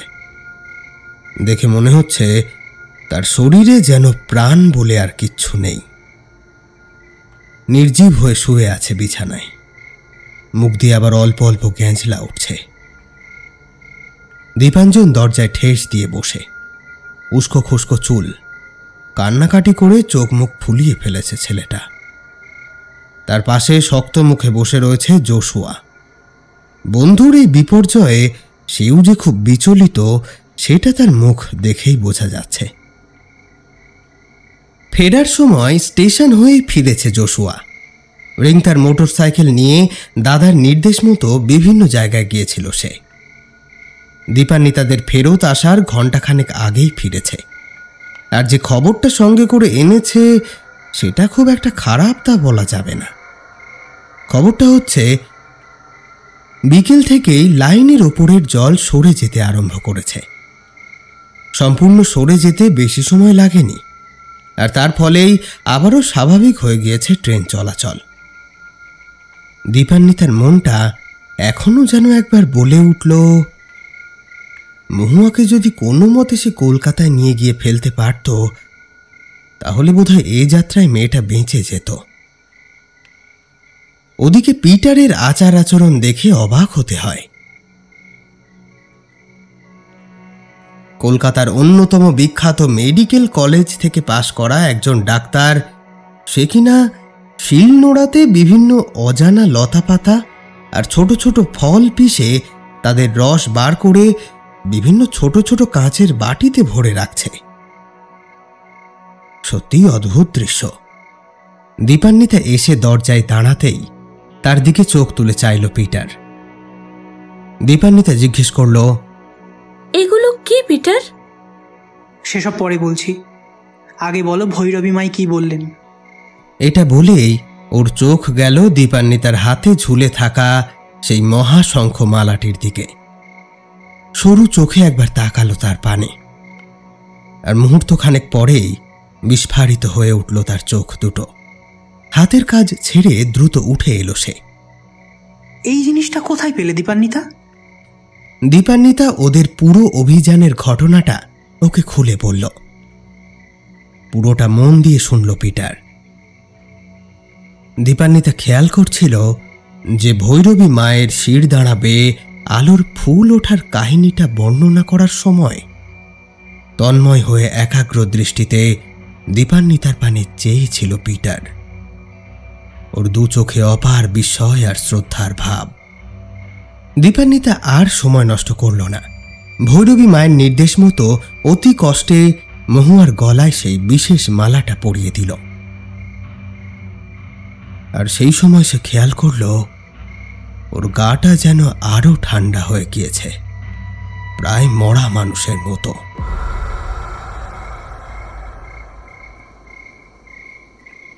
পিটার ততক্ষণে ওর কাজ অনেকটাই শেষ করে এসেছিল। একটা বড় বাটিতে বিভিন্ন অনুপাতে মেশাচ্ছিল ওষুধগুলো। মহুয়াকে মালাটা পরিয়ে দেওয়ার পর দীপান্বিতা একবার পিটারের দিকে চাইল। পিটারের মুখটা তখন অসম্ভব গম্ভীর হয়ে রয়েছে। ধীরে ধীরে চোখ তুলে সে বলল, কালিয়া মাসান, তাই বললেন ভৈরবী মা? তুমি ঠিক শুনেছ? জল ভরা চোখে মাথা নাড়ল দীপান্বিতা। মাথা নামিয়ে ফের নিজের কাজ করতে করতে বিড়বিড় করতে থাকলো সে। কালিয়া মাসান, তাহলে আমিও তাই ভেবেছিলাম, তাই সেই মতোই এগুলো আনতে দিই। শোনো, এখন যেটা বানাচ্ছি এটাকে বলে মাসান কাটার রস। জটা মাংসি, মারহাটি টিগা গাছের ফুল, গুড়মার বুটির লতা, হিমচাপার পাপড়ি, কাকমাছির ফল, ডুলিচাপা ফুলের কেশর, আর এইটা। বলেই একটা লতার কাটা অংশ তুলে ধরল সে। বিষকাটালির ফুল শুদ্ধ লতা, এই হচ্ছে এর প্রধান উপাদান। কপাল ভালো যে এইগুলোর সব কটাই এক চান্সে পেয়ে গেছি। তবে যেটা ভাবছিলাম একেবারেই পাবো না সেটা হচ্ছে এইটা। মার্বেল গুলির মতো কালো কালো কয়েকটা কি যেন তুলে দেখালো। কালো ধুত্রোর বীজ একমাত্র এই জঙ্গলেই পাওয়া যায়। গোক্র সাপের বিষের থেকে কম কিছু নয়। এই জিনিস খুঁজে পাওয়া অনেক ভাগ্যের কথা। এই বলে ফের কাজে মন দিল পিটার। পিটার, বলছি তুমি কি জেনে শুনে এই কালধূত্রর বিষ মেশাচ্ছ ওষুধে? সন্দেহটা যায় না দীপান্বিতার। ধূত্র গাছের বীজ যে তীব্র বিষ সেটা সেও জানত। পিটার বোধ হয় তার মনের ভাবটা বুঝতে পারল, তাই বলল, যা বিষ তাই অমৃত, আর যা অমৃত তাই বিষ। বাবা বলতেন, সবই নির্ভর করে তুমি যদি জানো কখন কতটা কিভাবে ব্যবহার করা উচিত তার উপরে, তাই না? আর আর কথাটা মুখে এসেও আটকে যায়। আবার চেষ্টা করে দীপান্বিতা। ভৈরবী মাঝে বললেন যে যে যে লোকটা এই বিষ খাইয়েছে তার রক্ত লাগবে এই বিষের প্রতিষেধক হিসেবে। রক্ত?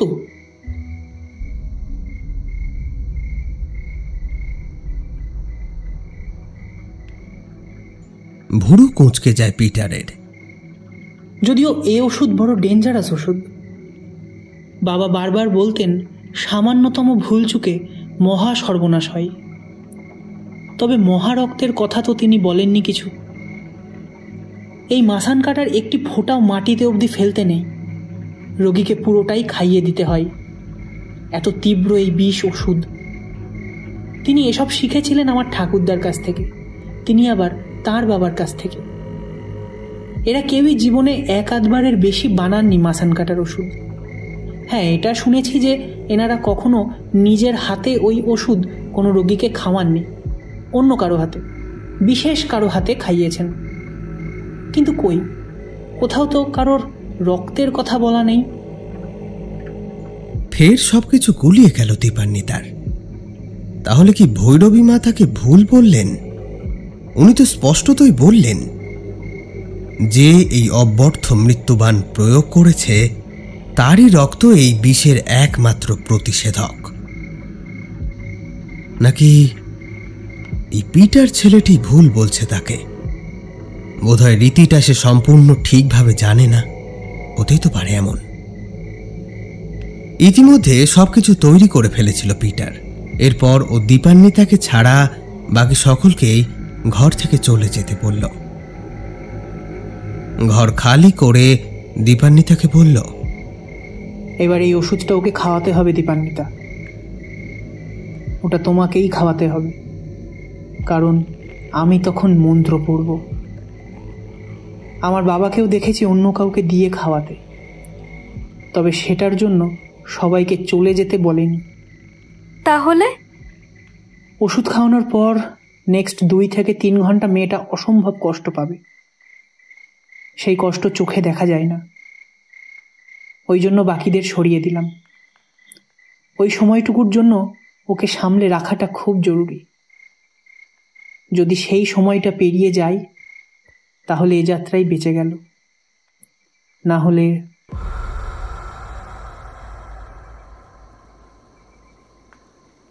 ওষুধ খাওয়াতে তেমন বেগ পেতে হলো না। একটা চামচ ওর দাঁতের ফাঁকে ঢুকিয়ে দিয়ে আস্তে আস্তে ওষুধটা ঢেলে দিল দীপান্বিতা। আর তখনই সে খেয়াল করল মেয়েটার দাঁতগুলো আরো কালো হয়ে গিয়েছে।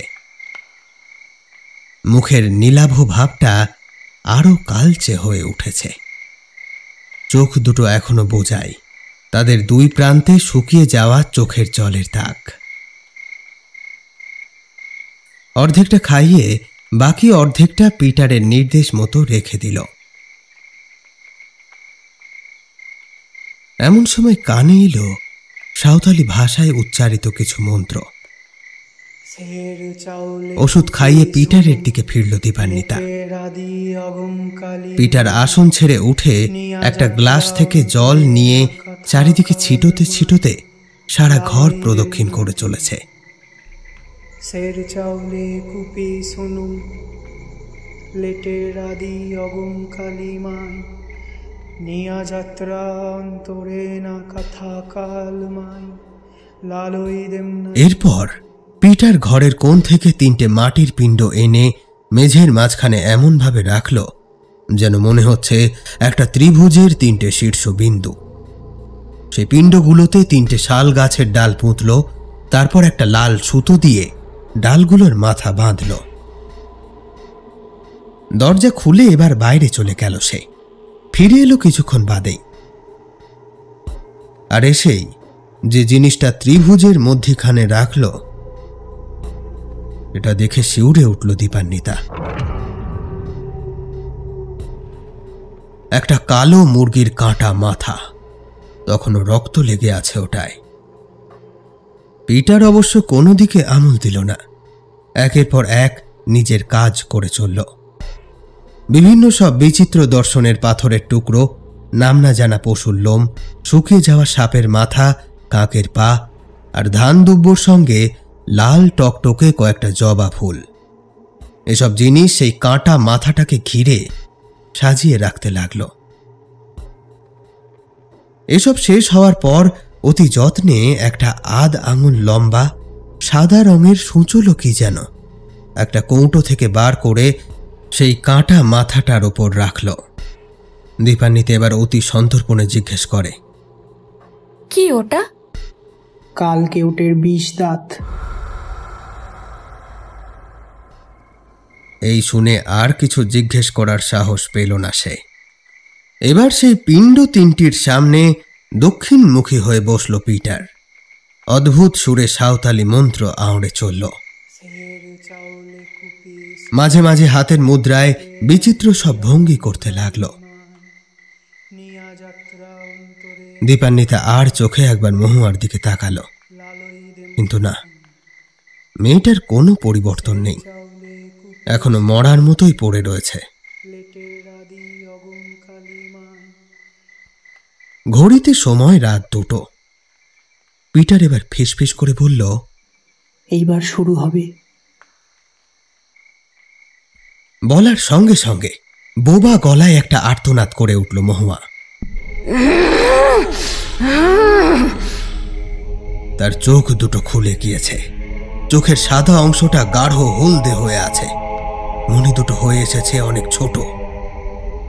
দীপান্বিতা দৌড়ে গিয়ে জড়িয়ে ধরল ওকে, আর ধরতেই যেন একটা ইলেকট্রিক শক খেল। ওর গায়ে কোত্থেকে যেন দৈত্যের শক্তি ভর করেছে। ওই রোগী অসুস্থ শরীরে এত আসরিক গায়ের জোর কোত্থেকে এলো কিছুতেই ভেবে উঠতে পারল না দীপান্বিতা। সে প্রাণপণে মহুয়াকে চেপে ধরে বসে রইল। কোনো এক অজানা আক্রোশে হাত পা ছুড়ে চলেছে সে। বড় বড় চোখে সম্পূর্ণ উন্মাদের মতো গোঁ গোঁ আওয়াজ তুলে সে কি তাণ্ডব!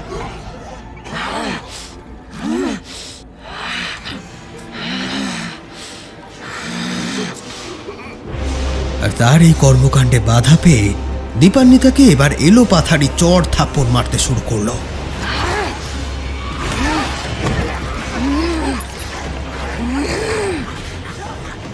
ওদিকে পিটার হেমব্রম বেদিয়াদের শেষ প্রতিনিধি সে, তাই হয়তো এখনো সে অবিচল। ক্রমেই তার মন্ত্র আরো উচ্চকিত হয়ে উঠতে থাকল।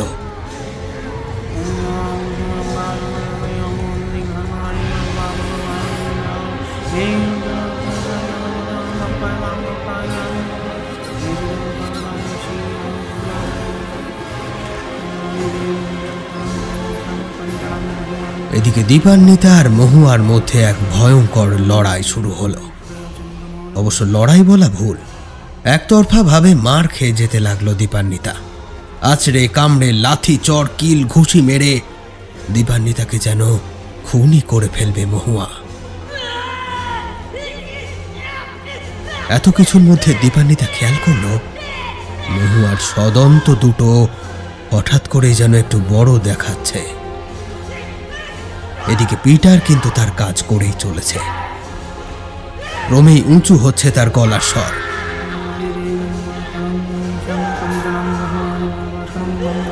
নিজের আসন ছেড়ে সে একটু নড়েনি, বিচলিত হয়ে উঠে দাঁড়ায়নি একবারও। ধস্তাধস্তি করতে করতে এবার হঠাৎ নেতিয়ে পড়ল মহুয়া।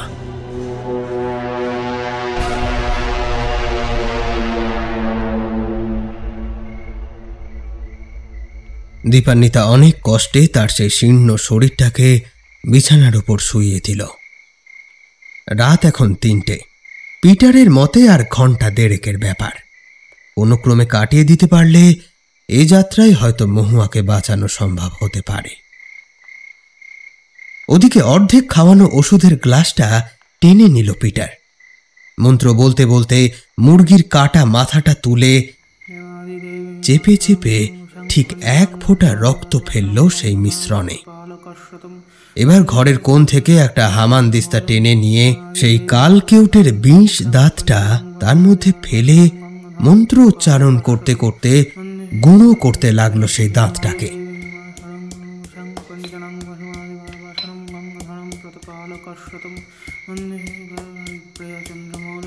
মিনিট খানেক পর সেই গুঁড়োগুলো গ্লাসের মধ্যে ফেলে গ্লাসটা দীপান্বিতার দিকে বাড়িয়ে দিয়ে ইশারায় খাইয়ে দিতে বলল। কাঁপা কাঁপা হাতে গ্লাসটা হাতে নিল দীপা, আর আগের মতোই দাঁতের পাটির মধ্যে চামচ ঢুকিয়ে কালকেউটের বিষ দাঁত শুদ্ধ সেই ওষুধটা ঢেলে দিল মহুয়ার কলায়। একটা আওয়াজ করে সেটা খেয়েও নিল মেয়েটা।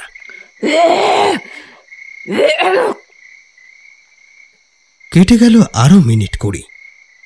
এখন বাজে রাত 3:30, আর আধ ঘন্টা থেকে 45 মিনিট। পিটার শিরদাঁড়া টান টান করে উঠে বসেছে। তীক্ষ্ণ চোখে সে তাকিয়ে আছে মহুয়ার বিধ্বস্ত শরীরের দিকে। দীপান্বিতার দিকে সামান্য ঘাড় ঘুরিয়ে একবার তাকালো, তারপরে দেওয়াল ঘড়ির দিকে তাকিয়ে কি যেন একটা মনে মনে হিসেব করে নিল সে। তারপর ফিসফিস করে বলল, এইবার শেষ কামড়। দীপান্বিতা বিস্ফারিত নেত্রে দেখল মহুয়ার মুখ থেকে এবার নীলচে সবুজ গ্যাঁজলা উঠতে শুরু করেছে। ওই শীতের রাতেও তার কপাল থেকে দরদরিয়ে নামছে ঘামের স্রোত। মুখটা অদ্ভুতভাবে লম্বাটে হয়ে যাচ্ছে, ক্রমশ কালো হয়ে উঠছে চামড়ার রং। তারপর শেষ সময় উপস্থিত হলে মানুষ যেমন লম্বা লম্বা শ্বাস নেয়, মেয়েটা এবার সেই রকম ভাবে শ্বাস নিতে আরম্ভ করেছে।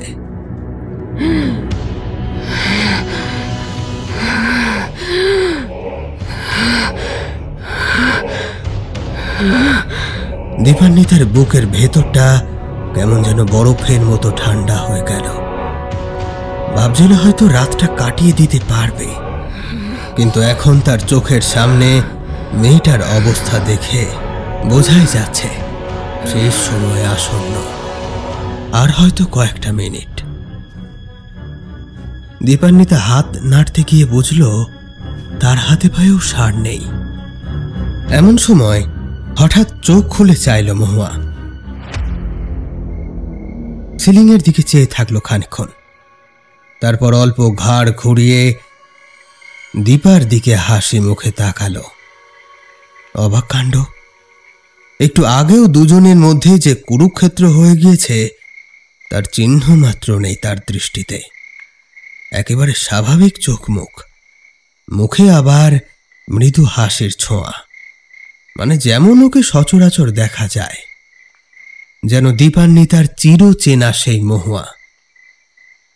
শুয়ে শুয়েই মহুয়া দীপান্বিতার দিকে তাকিয়ে ভারী মিষ্টিভাবে হাসল একবার, আর তারপরেই স্প্রিং দেওয়া পুতুলের মতো চৌকিতে কোমর ভাঁজ করে শরীরের ঊর্ধ্বাংশটা তুলে এনে দীপার বাঁ কাঁধে দাঁত দিয়ে সজোরে কামড় বসালো। বাঁ হাত দিয়ে চেপে ধরল দীপান্বিতার টুটি। ব্যাপারটা এত দ্রুত ঘটল যে দীপান্বিতার বুঝে উঠতে সময় লাগলো খানিক। তারপর অসহ্য যন্ত্রণায় কোঁকিয়ে উঠল সে। যখন ঝটকা দিয়ে মহুয়ার শরীরটাকে সে ঠেলে ফেলে দিল, তখন অনুভব করতে পারল দীপান্বিতার কাঁধের খানিকটা সে খুবলে নিয়েছে। জ্বলন্ত শিক ঢুকিয়ে দেওয়ার মতো যন্ত্রণা অনুভূত হলো তার। তার কাঁধের বাদিকটা পুরো অসাড় হয়ে এলো, আর তারপরেই একটা সম্পূর্ণ অপরিচিত পুরুষালী গলায় হেসে উঠল মহুয়া।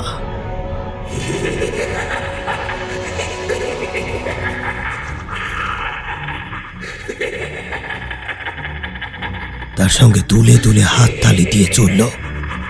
গলাটা শুনে ঘাড়ের সমস্ত রোম দাঁড়িয়ে গেল দীপান্বিতার। রাত বিরেতে চেনা জানা কোনো মানুষের মুখে ছেলের গলায় ভুতুড়ে হাসি। একার গলা, একার হাসি। কিন্তু দীপার ভয় লাগার আরো একটা অন্য কারণ ছিল। ব্ল্যাকবোর্ডের ওপর নখের আঁচড় কাটার শব্দের মতো এই গলাটা ওর চেনা। এই গলার স্বর সে আগেও শুনেছে কলেজ স্ট্রিটের রাস্তায় মাস দেড়েক আগে। এটা সেই লোকটার গলা, সেই ছাইয়ের মানুষ। ওদিকে পিটার চোখ বন্ধ করে বিড়বিড় করে কি যেন উচ্চারণ করে চলেছে। এই শীতের রাত্রেও ঘামে ভিজে গিয়েছে তার জামা। এদিকে মহুয়া সেই ভুতুড়ে গলায় হাসতে হাসতে ঘরের বাতাসকে শিউরে তুলেছে।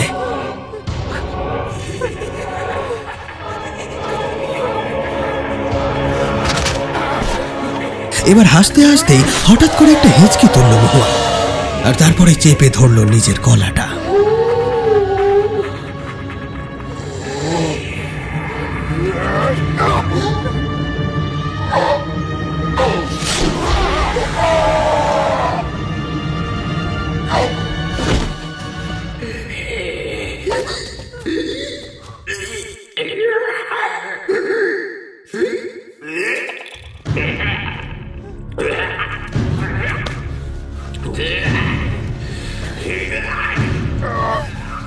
আতকে উঠল দীপান্বিতা।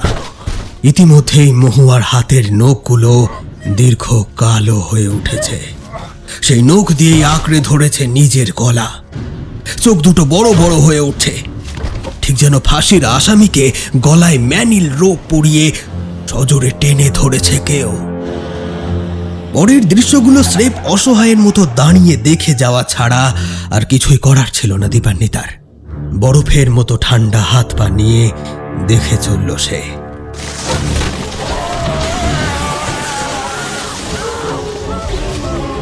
মহুয়া আঁচড়ে কামড়ে ফালা ফালা করে দিচ্ছে নিজের গলা। যে অদৃশ্য পা সাক্ষাৎ কাল সাপের মতো চেপে বসেছে ওর গলায়। দেহের সর্বশক্তি দিয়ে ও চেষ্টা করছে তার থেকে নিজেকে মুক্ত করতে। দীপান্বিতা সভয়ে সরে এলো এবার। আর ওর ক্ষমতা নেই এই অতিলৌকিক শক্তির বিরুদ্ধে যুদ্ধ করার, সাহসও নেই মনের। এদিকে মহুয়ার অবস্থা ক্রমেই কাহিল হয়ে উঠছে। কাটা পাঁঠার মতো বিছানার ওপর পা দুটো দাপাচ্ছে ওর। মুখ দুটো ফুলে নীল হয়ে গিয়েছে, চোখ দুটো যেন ঠেলে বেরিয়ে আসবে। রক্তাক্ত গলাটা দেখে মনে হচ্ছে যেন কোনো হিংস্র প্রাণী ঝাঁপিয়ে পড়েছিল ওর ওপর। ডাইনির হাতের মতো হাত দুটোর শিরা ফুলে উঠেছে তার। ক্রমে শ্বাস বন্ধ হওয়ার শব্দটা স্পষ্ট হয়ে আসছে আরো। সে বুঝতে পারছে না তার এখন ঠিক কি করা উচিত। এমন সময় দপ করে নীল আগুনের মতো জ্বলে উঠল মহুয়ার গলায় ঝোলানো সেই মহাশঙ্খের মালাটা। সাদা হাড়ের মধ্যে যেন বিদ্যুতের মতো খেলে যেতে লাগলো ছোট ছোট নীল আলোর শিখা। এক ভৌতিক আতঙ্কের সঙ্গে যুঝতে থাকলো আরো এক অপার্থিব অভয় শক্তি। এক অনৈসর্গিক দৃশ্য। একসময় দেখে মনে হচ্ছিল দীপান্বিতা, পিটার ওরা বোধহয় হেরেই যাচ্ছে। কিন্তু না না, ধীরে হলেও আস্তে আস্তে হলেও এ যুদ্ধের ফলাফল বদলাচ্ছে। দীপান্বিতাদের পক্ষে আসার চেষ্টা করছে সেটা, যদিও তখনও লড়ে যাচ্ছে মহুয়া। তবে এখন বোঝা যাচ্ছে যে আস্তে আস্তে সেই অজানা ফাঁস আলগা হতে শুরু করেছে। ওই তো বেশ আওয়াজ করে শ্বাস নিতে পারছে মেয়েটা।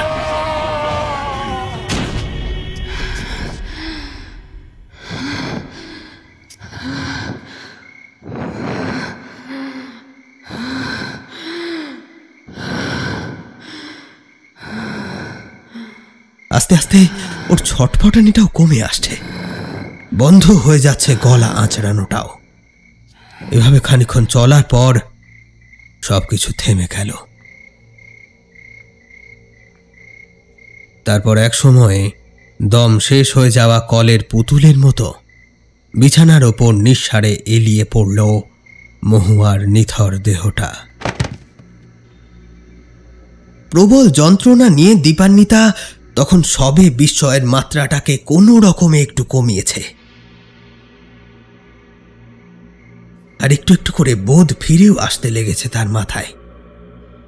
তাই সে চট করে ছুটেই যাচ্ছিল মহুয়াকে ধরবে বলে। তবে যাওয়ার আগে কি মনে হতেই একবার তাকালো পিটারের দিকে, আর ঠিক সেই সময় তার চোখ গেল জানলায়। আর সেদিকে একবার তাকানোর পর দীপান্বিতার হাত পা ঠান্ডা হয়ে গেল ভয়ে। যে আতঙ্ক বিস্ময়ের মাত্রাটা কিছুটা কমেছিল, সেটা এক ধাক্কায় কয়েক গুণ বেড়ে গেল।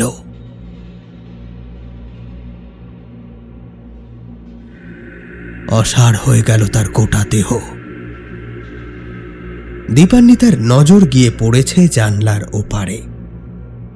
সেখানে সে দেখতে পাচ্ছে জানলার ওপারে জমাট অন্ধকারে জানলার গ্রিল জুড়ে আস্তে আস্তে ফুটে উঠছে একটা মুখ, আর বিভৎস ক্রূর সেই মুখাবয়বে ফুটে উঠছে আরো ভয়াল এক আদিম জিঘাংসা। কিন্তু এই ভয়ঙ্কর মুখটাকে তো দীপান্বিতা চেনে, খুব ভালো করে চেনে। আর আজকে এও জেনেছে যে এই মুখ রক্ত মাংসের কোনো মানুষের নয়।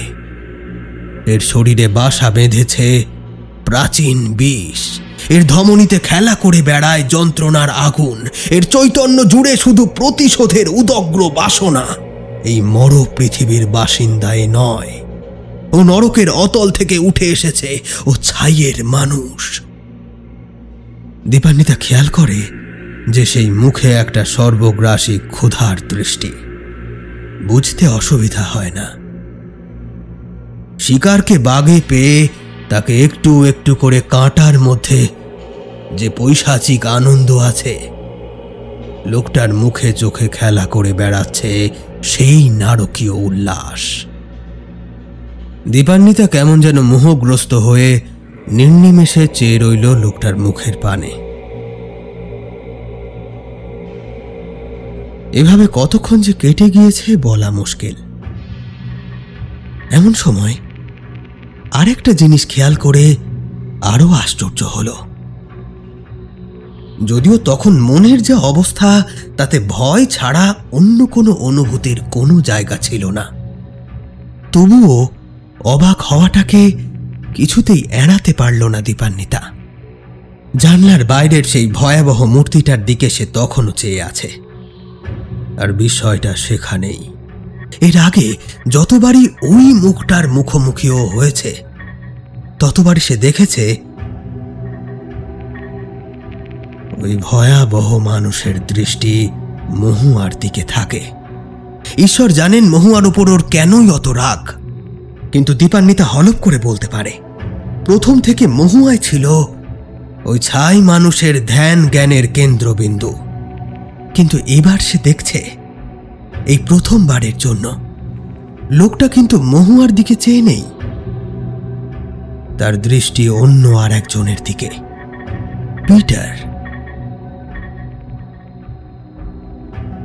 ততক্ষণে ভয়ে আতঙ্কে পাগল হয়ে যাওয়া মাথায় ব্যাপারটা বুঝতে পারল না দীপান্বিতা। শুধু এইটা বুঝল যে দৃষ্টিটাকে সে ক্রূর সর্বগ্রাসী লোহাতুর দৃষ্টি ভেবেছিল, সেটা আসলে অন্য দৃষ্টি। ওই দৃষ্টিতে ক্ষুধা থাকতে পারে, কিন্তু নিষ্ঠুরতা নেই, বরং অন্য একটা জলজলে আবেগ ফুটে উঠছে সেই চোখে। সেটাই প্রথমে ধরতে পারেনি দীপান্বিতা। খানিকক্ষণ তাকিয়ে থাকার পর এই এখন বহু কষ্টে সেটা বুঝতে পেরেছে সে। ওটা বুভুক্ষু নেহাতুর হৃদয়ের দৃষ্টি। ও জিনিস মৃতপ্রায় শিকারের সামনে দাঁড়িয়ে থাকা শিকারীর চোখে মানায় না। দীপান্বিতার সামান্য বাঁদিকে পিটার বসে আছে, তার চোখ বন্ধ, আর ডাইনে জানলার বাইরে সেই লোকটার মুখ। সামান্য ঘাড় ঘুরিয়ে দুজনকেই একসঙ্গে নজরবন্দি করতে পারছে দীপান্বিতা। আর দুদিকে এতক্ষণ ধরে চেয়ে থাকার পর আরো একটা অবিশ্বাস্য জিনিস আবিষ্কার করল সে। পিটার আর ওই লোকটাকে হুবহু একই রকম দেখতে। হুবহু মানে হুবহু, একেবারে কার্বন কপি। শুধু লোকটার মুখে নোংরা খোঁচা খোঁচা দাড়ি, আর পিটার একেবারে ক্লিন শেভ। এছাড়া দুজনের মুখের মধ্যে এতটাই মিল, যেটা অনাত্মীয় দুজন মানুষের মধ্যে হওয়া কার্যত অসম্ভব। চট করে দেখলে মনে হওয়া বিচিত্র নয় যে এদের মধ্যে কোনো না কোনো সম্বন্ধ আছেই, মানে কোনো না কোনো রক্তের সম্বন্ধ। রক্তের সম্বন্ধ, রক্তের রক্ত। হঠাৎ একটা জিনিস দীপান্বিতার মগজে যেন বিদ্যুতের চাবুকের মতো আছড়ে পড়ল। ভৈরবী মা বলেছিলেন এই বিষের প্রতিষেধক শুধু সেই ছাইয়ের মানুষের রক্ত। সে কি কেবল রক্তের ফোঁটা দিয়ে তৈরি ওষুধ, নাকি অন্য কিছু? রক্ত বলতে বংশধারাকেও তো বোঝায়, তাই না? কথাটা ভাবতে যে মুহূর্তটুকু লাগলো, তারপরেই বদ্ধপরিকর হলো দীপান্বিতা। তার সামনে যে ছেলেটা বসে আছে সে শুধু পিটার নয়, আসলে সে ওই ছাইয়ের মানুষের উত্তর পুরুষ। তারই রক্ত বইছে পিটার হেমব্রমের দেহে। কোনো ওষুধ নয়, পিটার আসলে নিজে এই মহৌষধের অন্যতম উপাদান। একমাত্র তার হাতে বানানো মাসান কাটাই নিরস্ত করতে পারে এই মহাসাপের বিষকে। অর্থাৎ ভৈরবী মায়ের কথায় সত্যি হলো, যার অভিশাপে আজ মহুয়ার এই অবস্থা, তারই রক্ত এসে দাঁড়িয়েছে প্রতিষেধক হিসেবে। অব্যর্থতম মৃত্যুবাণের সামনে অভেদ্যতম বর্ম। ব্যাপারটা গুছিয়ে নেওয়ার জন্য সামান্য যে সময়টুকু দীপান্বিতার লেগেছিল, সেই সময় সে পিটারের দিকে চেয়েছিল। সবটা বুঝে ওঠার পর আবারও সে জানলার দিকে ফিরতেই দীপান্বিতা দেখল জানলার বাইরেটা ফাঁকা, কেউ নেই, কিচ্ছু নেই।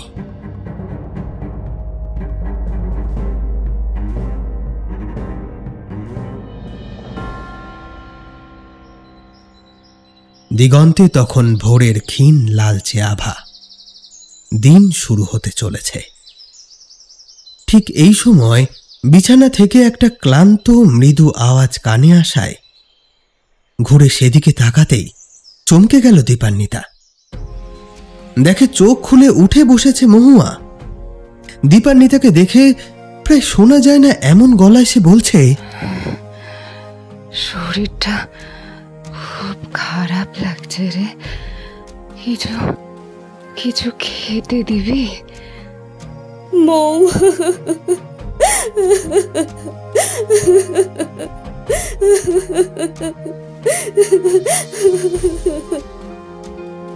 এবারের মতো শেষবারের জন্য ওকে জড়িয়ে হাউমাউ করে কেঁদে উঠলাম আমি।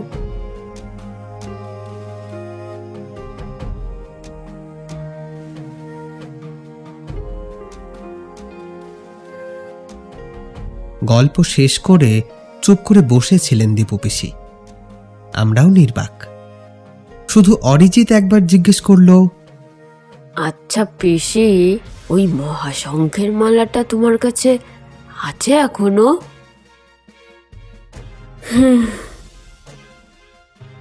পরের দিন আমরা ভৈরবী মায়ের থানে গিয়ে দেখি যে গুহা বেবাক ফাঁকা। বাঘচালটা ছাড়া সবই ফেলে গেছেন।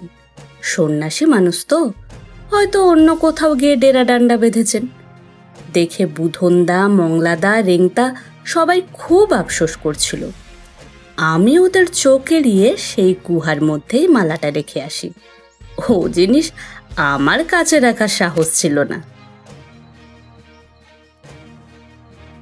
সেই দিনই বিকেলে ট্রেনে কলকাতায় নিয়ে আসি মহুয়াকে।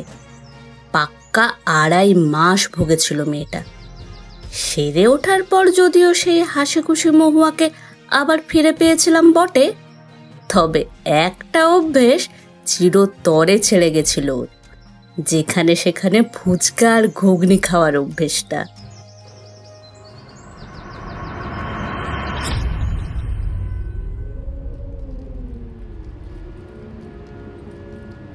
জঙ্গলের ধারে একটা টিলার ওপর দাঁড়িয়েছিল লোকটা।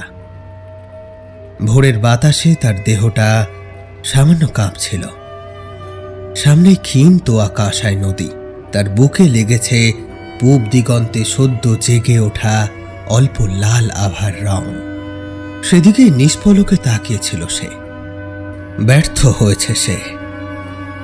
তার দেওয়া অব্যর্থ অভিশাপ বিষ আজ ব্যর্থ হয়ে গিয়েছে। সত্যি হয়েছে ডান বুড়িদের কথাই। তারই রক্ত এসে আজ নিষ্ফল করে দিয়েছে তার এত দিনের জমিয়ে রাখা ক্রোধ। ধুলোয় মিশে গিয়েছে তার উগরে দেওয়া ঘৃণা, যার জন্য 150 বছর ধরে এই ছাইয়ের দেহ নিয়ে বুকে প্রতিশোধের আগুন জ্বালিয়ে ঘুরে বেরিয়েছে সে। আজ আর তার কোনো মূল্য নেই। ব্যর্থ তার এতদিনের প্রেত দেহ ধারণ, ব্যর্থ তার সমস্ত সাধন। কিন্তু কই, তবু তার বুকে ঝলসে ওঠে কই ব্যর্থতার তীব্র জ্বালা? তার চোখে আজ এত জল কেন? এই ছাইয়ের মানুষের চোখে এত জল আসে কোথা থেকে?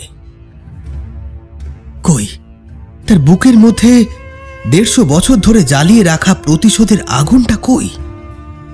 সেখানে আজ কেন থই থই করে অযোধ্যা পাহাড়ের শত ঝর্ণার জল?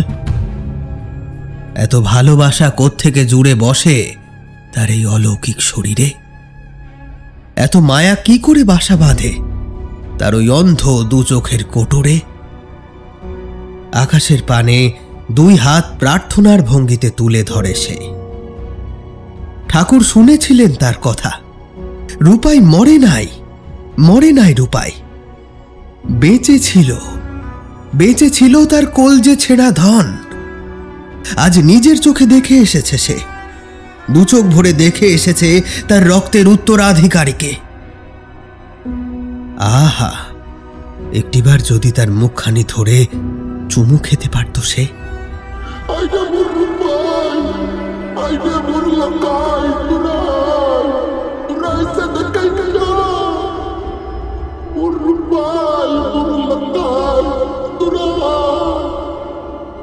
নিভে যাওয়া অন্ধ চোখ থেকে নোনতা জল বেরিয়ে এসে ভিজিয়ে দেয় সেই ছাই পোড়া বুক। আহ, বুকের মধ্যিখানে বড় ঠান্ডা, আজ বড় শীতল লাগে। 2 হাত তুলে সে প্রার্থনা করে,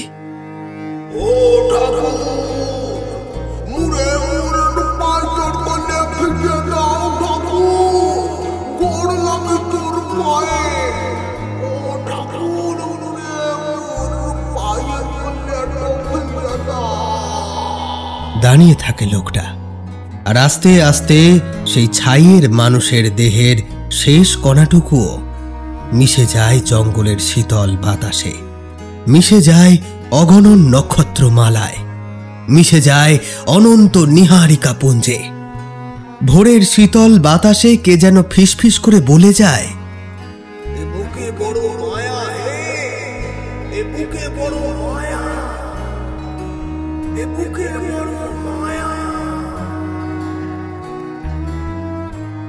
শেষ হলো অভিক সরকারের কাহিনী কালিয়া মাসান। গল্পটি আমরা 2টি পর্বে আপনাদেরকে শোনালাম। কেমন লাগলো কমেন্ট সেকশনে জানাতে কিন্তু ভুলবেন না। যে সমস্ত শ্রোতারা আমাদেরকে এখনো সাবস্ক্রাইব করেননি তারা দয়া করে সাবস্ক্রাইব করে বেল আইকনটি প্রেস করে দেবেন। গল্পের পর্ব 2টি পরিবেশনায় গল্প কথা টিম।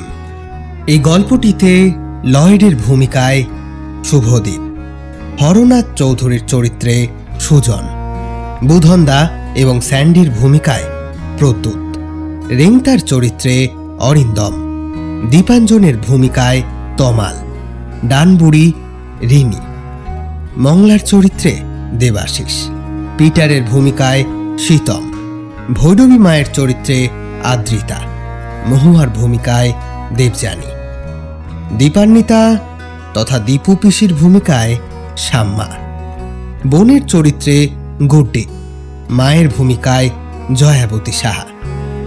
এই গল্পটিতে সাঁওতাল এবং বাংলা ভাষার মিশ্রণে যে সংলাপগুলি আপনারা শুনেছেন সেগুলির প্রশিক্ষণে সুজন।